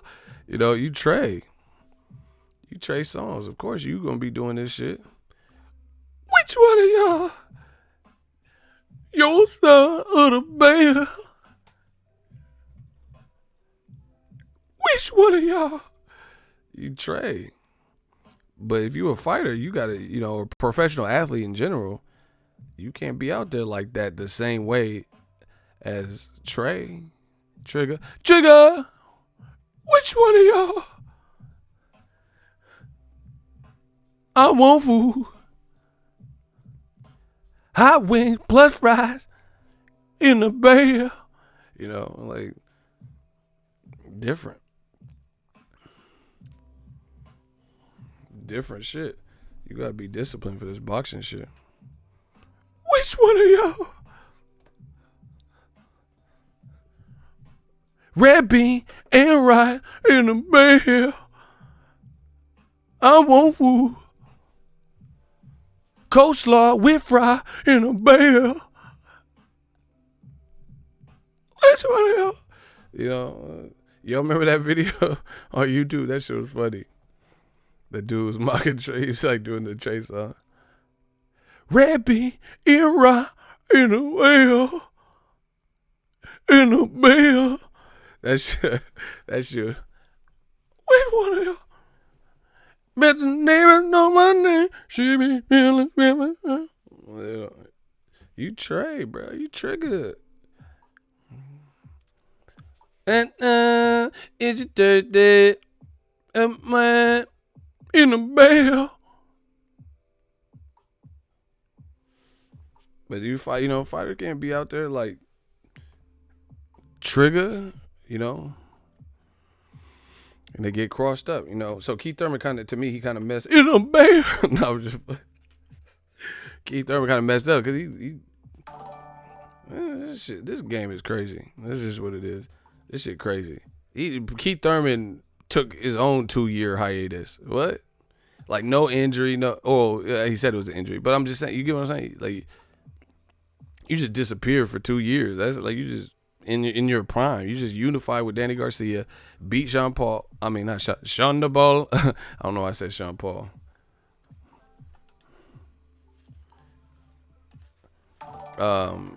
Sean Porter. I'm tripping. I need something to eat. Anyway, you beat Sean Porter, unified with Garcia, and disappeared, and got married, and in Nepal, and your son of a bell. And you like just disappeared for 2 years, and then come back. Jose Cito Lopez was feeding you in that round. Jose Cito was feeding you. I said he was feeding Keith Thurman some. Shout out to that Riverside Rocky. That you're not just gonna get up there and play with people. He got past it, but so now I don't know what happens in the Pacquiao fight. Last question, Q&A. Do you think Andre Ward comes out of retirement for a fight again? I don't know. That's a hard question for me to answer because it's not my choice. He's in shape. I know that. Every time I see him, he's in shape. Andre Ward shouted me out. Yeah, that's a lot of people. That's an old video. Like I guess people, my channel maybe didn't get as much visibility and we just keep growing and growing. But yeah, that was an older clip. So that been happened, but maybe people didn't see it or whatever. But yeah, Andre Ward, it's up to him if he comes back. Shit, I'm not him, but I guarantee you he'll probably come back for that Canelo fight if De La Hoya keep talking like that. Listen, that's why I don't like talking boxing with everybody, because motherfuckers be saying whatever. If Canelo fights Andre Ward at 175, in the words of Martin and Bad Boy, but the bad guys probably know where you're at. Good luck. Good luck to Canelo. I mean, it'll be another Mikey Garcia. I respect you, but I don't see how you're going to win that. So I don't even. De La Hoya seems like he's clout chasing with that one, because I don't see him making no Canelo versus no damn Andre Ward. But this is how fights manifest. No one thought Mikey was serious, and then it happened. But I don't want to hear nothing else if it don't pan out how you think it's gonna pan out. And this is what happens. Fans in the comment section, I did a video about it. We got 30,000 plus views in less than a day. One video. New media. Everybody's commenting. Some people are saying Ward gets knocked out and Ward needs a tune-up. This motherfucker does not need a tune-up. I mean, in my opinion, Andre Ward would be able to come out of retirement. He's disciplined. He's not out here like drinking and smoking and, slinging dro or some shit. He could come right now and Canelo I have him losing handily. That would be a horrible fight for Canelo, in my honest opinion. And I like Canelo. I'm not just saying that. You can look at my video. Canelo is short, definitely shorter than Andre Ward. Andre Ward has a variety in his offense. He has a tight defense, his inside game. He clinches when he wants. He just all around. I don't know. At 175, I give Canelo virtually no shot.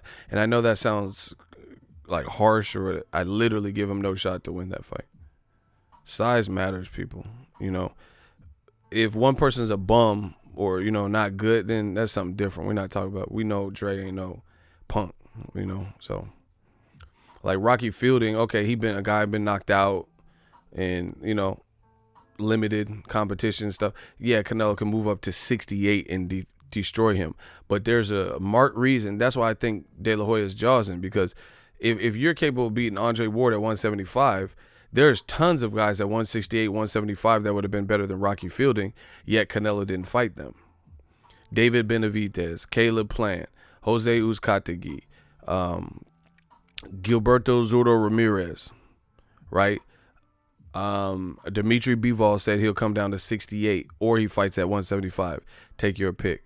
Sergey Kovalev, Artur Beterbiev, all of these guys are better and more dangerous. Caleb Smith, they're all better and more dangerous than Rocky Fielding. And that's who you fought. So that's why I don't believe it. But again, I encourage great boxing, big events.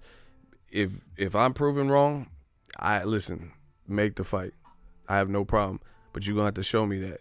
You have to show me that, one, you're willing to make Canelo versus Andre Ward coming out of retirement or not at 175, and you're going to have to show me that Canelo can beat him, because I don't even know if Canelo effectively gets past Daniel Jacobs. So for me to even be thinking about 168, 175 would be laughable. And again, if Canelo's capable of easily beating and knocking out Ward, all this bullshit y'all saying in the comments, say, why are we talking about Rocky Fielding fights at 68? Or like here, bro, these motherfucking fans, bro, they're annoying because we know they're lying. Here's another great concept. Julio Cesar Chavez Jr. struggles, lacks discipline, struggles to make weights. We know that. Why did Canelo fight him at 164.5, but he's capable of beating Andre Ward at 175? Why didn't you fight Julio Cesar Chavez Jr. at 175 or even 168? So he didn't have to tap out, and lose an extra, 3.5, 4 pounds. We know they lying. These fans. Because like I said, if you're capable of beating Andre Ward at 175 and Kovalev at 75, then surely fight Canelo versus Chavez Jr. at the full 168. Why fight at a catchweight? Why? It makes no sense. But like I said, it's therapeutic for the fans and the man fans to just say some bullshit because they know. That's why I'm telling you, there's a button that says subscribe and there's one that says unsubscribe. You're not going to enjoy this channel if you live in like La La Land and a fantasy land where you just want me, the host and the creator and the founder and the god, the stream king, to just get on here and bump my gums and make up a bunch of bullshit and propaganda about shit that I don't believe. Again, I like Canelo. If he could beat Andre Ward, let's see it. Especially at 175. Let's see it. He hasn't even beaten Triple G to the point where like Errol Spence versus Mikey Garcia. I thought he beat Triple G in the second fight. Ego, personally, thought he beat him. But, Triple G showed a lot of heart in them later rounds and was rocking Canelo the fuck up a little bit, But I still thought, based on the early work Canelo did, I thought he beat Triple G. So you ain't even got past Triple G to the point where it's like Errol Spence versus Mikey, no questions left on who's the better fighter. So what are we really talking about? Why is De La Hoya really even talking about Andre Ward when you haven't even, like I said, I thought he beat Triple G in the second fight. But you haven't beaten Triple G where it's like all across the board, unanimous, like Jose Benavidez losing to Terrence Crawford. Everyone knows, Jeff Horn and Terrence Crawford. Errol Spence and Mikey Garcia. Errol Spence and Lamont Peterson. Sergey Lipinets and Lamont Peterson. Where it's like, there's nobody saying Lipinets lost to Peterson. Nobody. There's nobody saying Errol Spence lost to Mikey Garcia or Peterson. There's nobody saying that Crawford lost to Jose Benavidez or Jeff Horn. You get what I'm saying? There's no one saying Robert Easter beat Mikey Garcia. You get what I'm saying? So we haven't even seen Canelo do that to Lotta. See, this is what I'm saying. I'm not saying, this is going to sound harsh. I'm not saying Canelo's overrated. I fuck with Canelo. I like Canelo actually fights like a black fighter, to be honest. He actually has like more of an American style, slick style. He almost fights like a brother, if that's what, what we're going to stereotype. I like Canelo. I fuck with him. And he's taking plays out of Mayweather's playbook, for sure. That's another thing that people don't want to admit. But again, just unsubscribe from my channel. If you don't like these truths or you're racist or something, you don't want to admit that, that's cool. You're not going to like my shit. I'm good with that. I'm good with those odds. But I like Canelo. But, people... based on like ties and affinity and race or whatever their deal is, they start exaggerating the truth. But the truth is, if you look at it, against elite level names, Canelo hasn't even effectively, with no questions asked, destroyed and beat, beyond the shadow of any doubt, beat a lot of these guys. Tell me I'm lying. Who wants to debate? I'm ready. I'm ready for the smoke all year. Again, and I'm not saying this to hate on Canelo, but I'm talking about the names, not James Kirkland or somebody like that. I'm talking about the best name. If you look at the top best names on his resume and then look at it and break it down, he hasn't beaten a lot of these guys where it's just like he showed wild separation and destroyed them and pulled away like Errol Spence did with Mikey Garcia. That was insane. That was insane. Listen, what Errol Spence did with Mikey Garcia, because we knew Mikey was coming up in weight and didn't have the size advantage, but Errol Spence didn't even use his size, and he outclassed him in every single capacity. He out-jabbed him, out-punched him. Errol had like 350 punches landed. Mikey had 68, 69 and shit, right? He wasn't leaning on him. He was bullying him. He was boxing him. He was beating up Mikey's body. That was an amazing boxing exhibition and clinic, because he took someone that we know is a really, really good fighter, elite, in the divisions that he's been in, and he made him look very ordinary. That's separation. Canelo doesn't show separation like that, where he may name somebody where that you think is elite, Hall of Fame worthy, or potential Hall of Famer, that Canelo pulled away and showed separation from. Not just beat or I thought he won. I'm talking about he pulled separation. Mayweather versus Diego Corrales.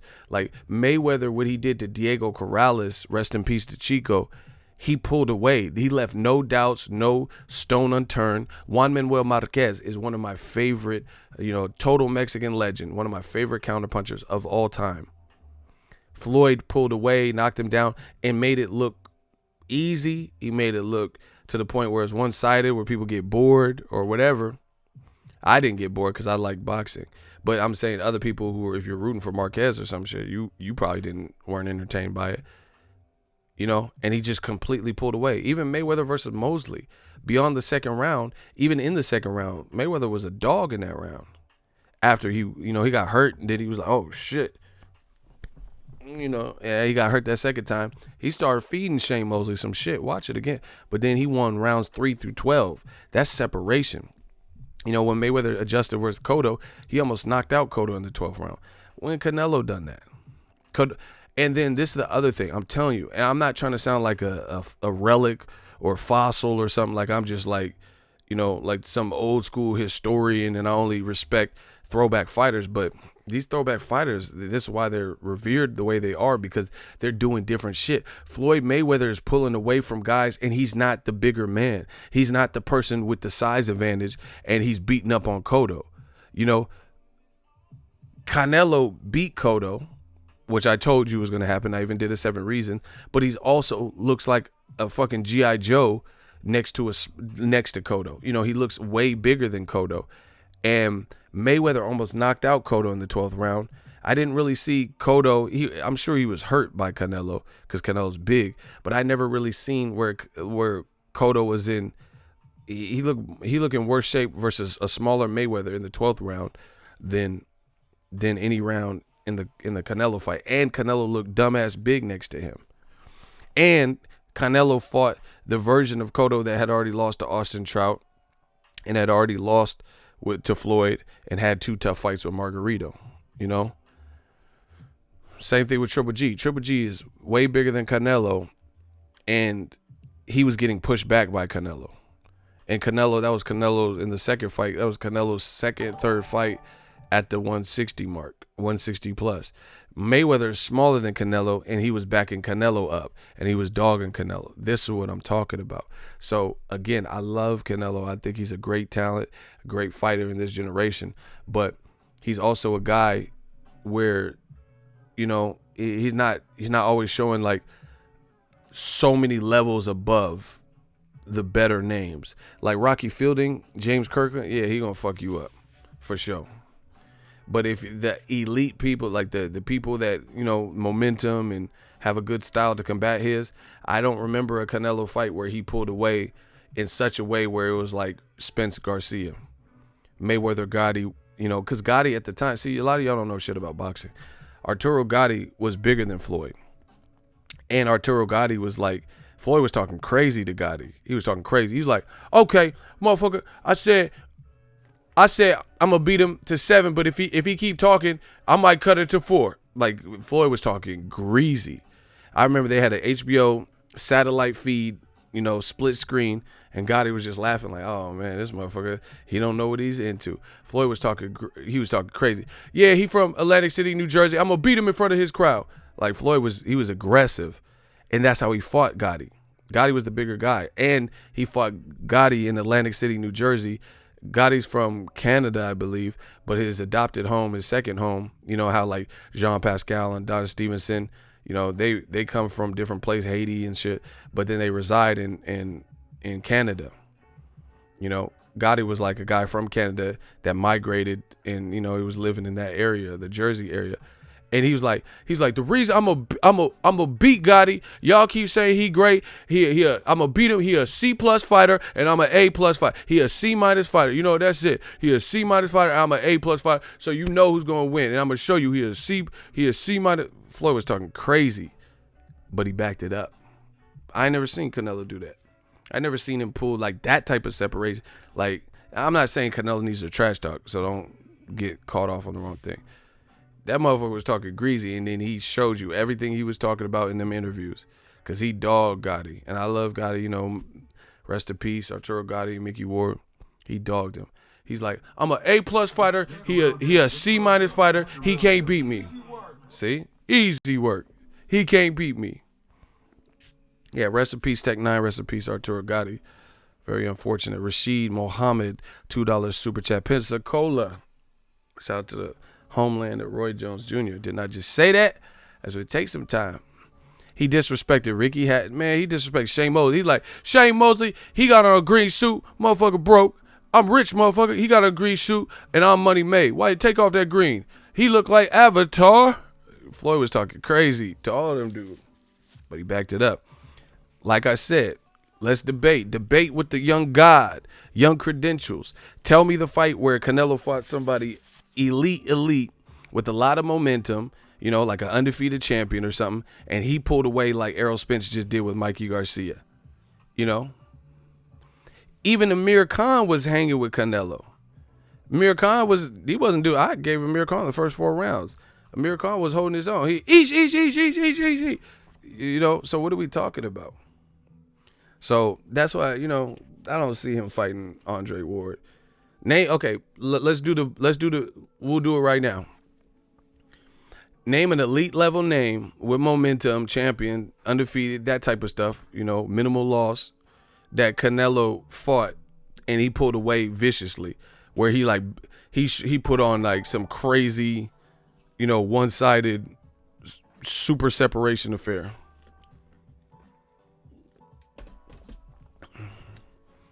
See, you desperate. Mario Bourbon. See, this is why y'all can't. Please. Okay, I got to put you in the hot seat. Yeah. Bro, all right, let's play the game. First of all, you said Austin Trout. Whatever. We'll get to that in a second. Then you said Shane Mosley. Canelo fought Shane Mosley on a Mayweather-Cotto undercard. See, this is what I'm saying. You guys do this, you know who you're dealing with. You're dealing with a real one. Shane Mosley was 40 years old. He might have been 41. He was 40 or 41 years old. He had already lost to, let's see, arguably lost to De La Hoya in the second fight, even though they gave it to him, right? He had already lost to Mayweather. He had already lost to Pacquiao, right? He didn't look good versus Yuri Foreman. Right? He had been through wars. What are we talking about? Shane Mosley's a legend, and on top of that, Shane Mosley was a lightweight who kept moving up, skipped 140. What are you talking about, bro? You think you know boxing? All right, yeah, you about to get blocked in no time. Now he switched to Amir Khan. Okay, let's look at Amir Khan. Amir Khan got stopped in 1 round by Bradis Prescott at like 35. He got stopped in 3 or 4 rounds.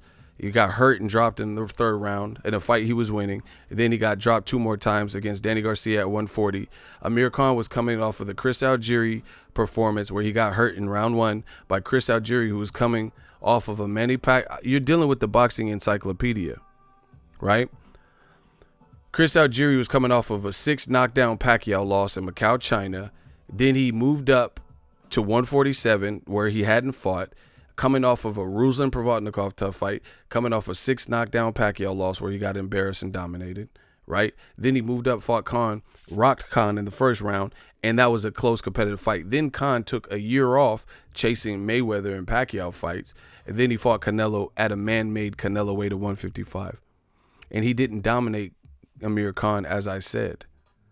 Amir Khan, I gave Amir Khan the first 4 rounds. Go watch the fight. You know, it was definitely competitive.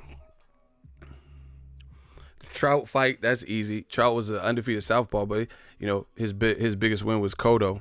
But, you know, he beat other guys like Canelo's brother, Rigoberto. He didn't really beat that many people. But, you know, that was a good win for him. But it also had the open scoring, and that fight was competitive. You know, until the open scoring, they revealed that Canelo was way up. And Austin Trout, they had him way down, which was bullshit because it was close. It was close and competitive up to that point. Yeah, you a casual, bro. Now he's switching to Cotto. You see how I can stick to one subject and they just bounce around? That's how you know they don't have no point. I'm chopping you up with each person you tell me, and then you bounce to somebody else. The fans see it. I'm telling you, I'm like Mayweather with this. It's too surgical. You ain't got enough stamps in your passport to fuck with Young Ego. Now you talking about Cotto fucked up Mayweather's nose. Cotto lost easy. He lost easy. He tried. It was good. It was cool, competitive at first. Mayweather got a bloody nose. What the fuck is that got to do? You know, Anthony Pettis had a bloody nose, and he just knocked Stephen Wonderboy Thompson out cold. What the fuck is a bloody nose got to do with it? And he was leaking a lot more. Juan Manuel Marquez, you know, might even be a fighter you like. Juan Manuel Marquez it looked like his nose was broken. His nose was bleeding. He knocked Pacquiao smooth the fuck out. What's a bloody nose got to do with anything? And he got knocked down by Pacquiao, and he knocked down Pacquiao in the fourth fight. What's the bloody nose got to do with anything? And Marquez's shit was leaking. He had blood, but his shit wasn't leaking like Marquez, like Anthony Pettis. So what we talking about? What else you got for me? I thought you had some real work. You ain't got no work. You ain't got no bounce. What else you got? Khan had Canelo waiting for the right shot. That's what I'm saying. And he's a person that's been stopped in lighter weight classes fighting at Canelo weight with no rehydration clause, which he should have never been fighting there anyway.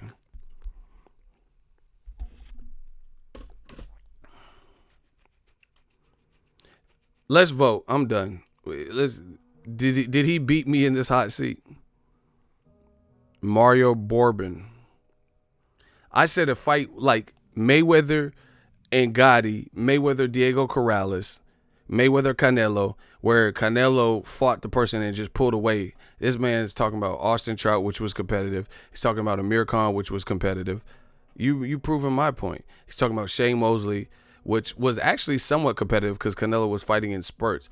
You know, Canelo did his thing, but especially for how young he was. But Shane Mosley was like 40 years old, and he was not a true 54-pounder, you know, like Canelo was a big 54-pounder. And then dude talking about he had Mayweather had a bloody nose. Someone said he beat himself. Shooters, get rid of him. That's it. Mario Bourbon can go. I know that motherfucker didn't beat me. I said name a Mayweather, Gotti, Mayweather, Corrales type performance that Canelo had, and he started naming all these fights. Canelo didn't have no Mayweather, Gotti performance versus Amir Khan. That shit was competitive until Khan got slept. Shit's too easy. This is what happens. We use this, they use this. You could keep trying to use your heart and pride and all that bullshit. You know, whatever you're in it for, that makes you say what you say. That shit don't work against logic. That's my time, y'all. Hope you guys enjoyed the stream. The Stream King has returned. Peace out.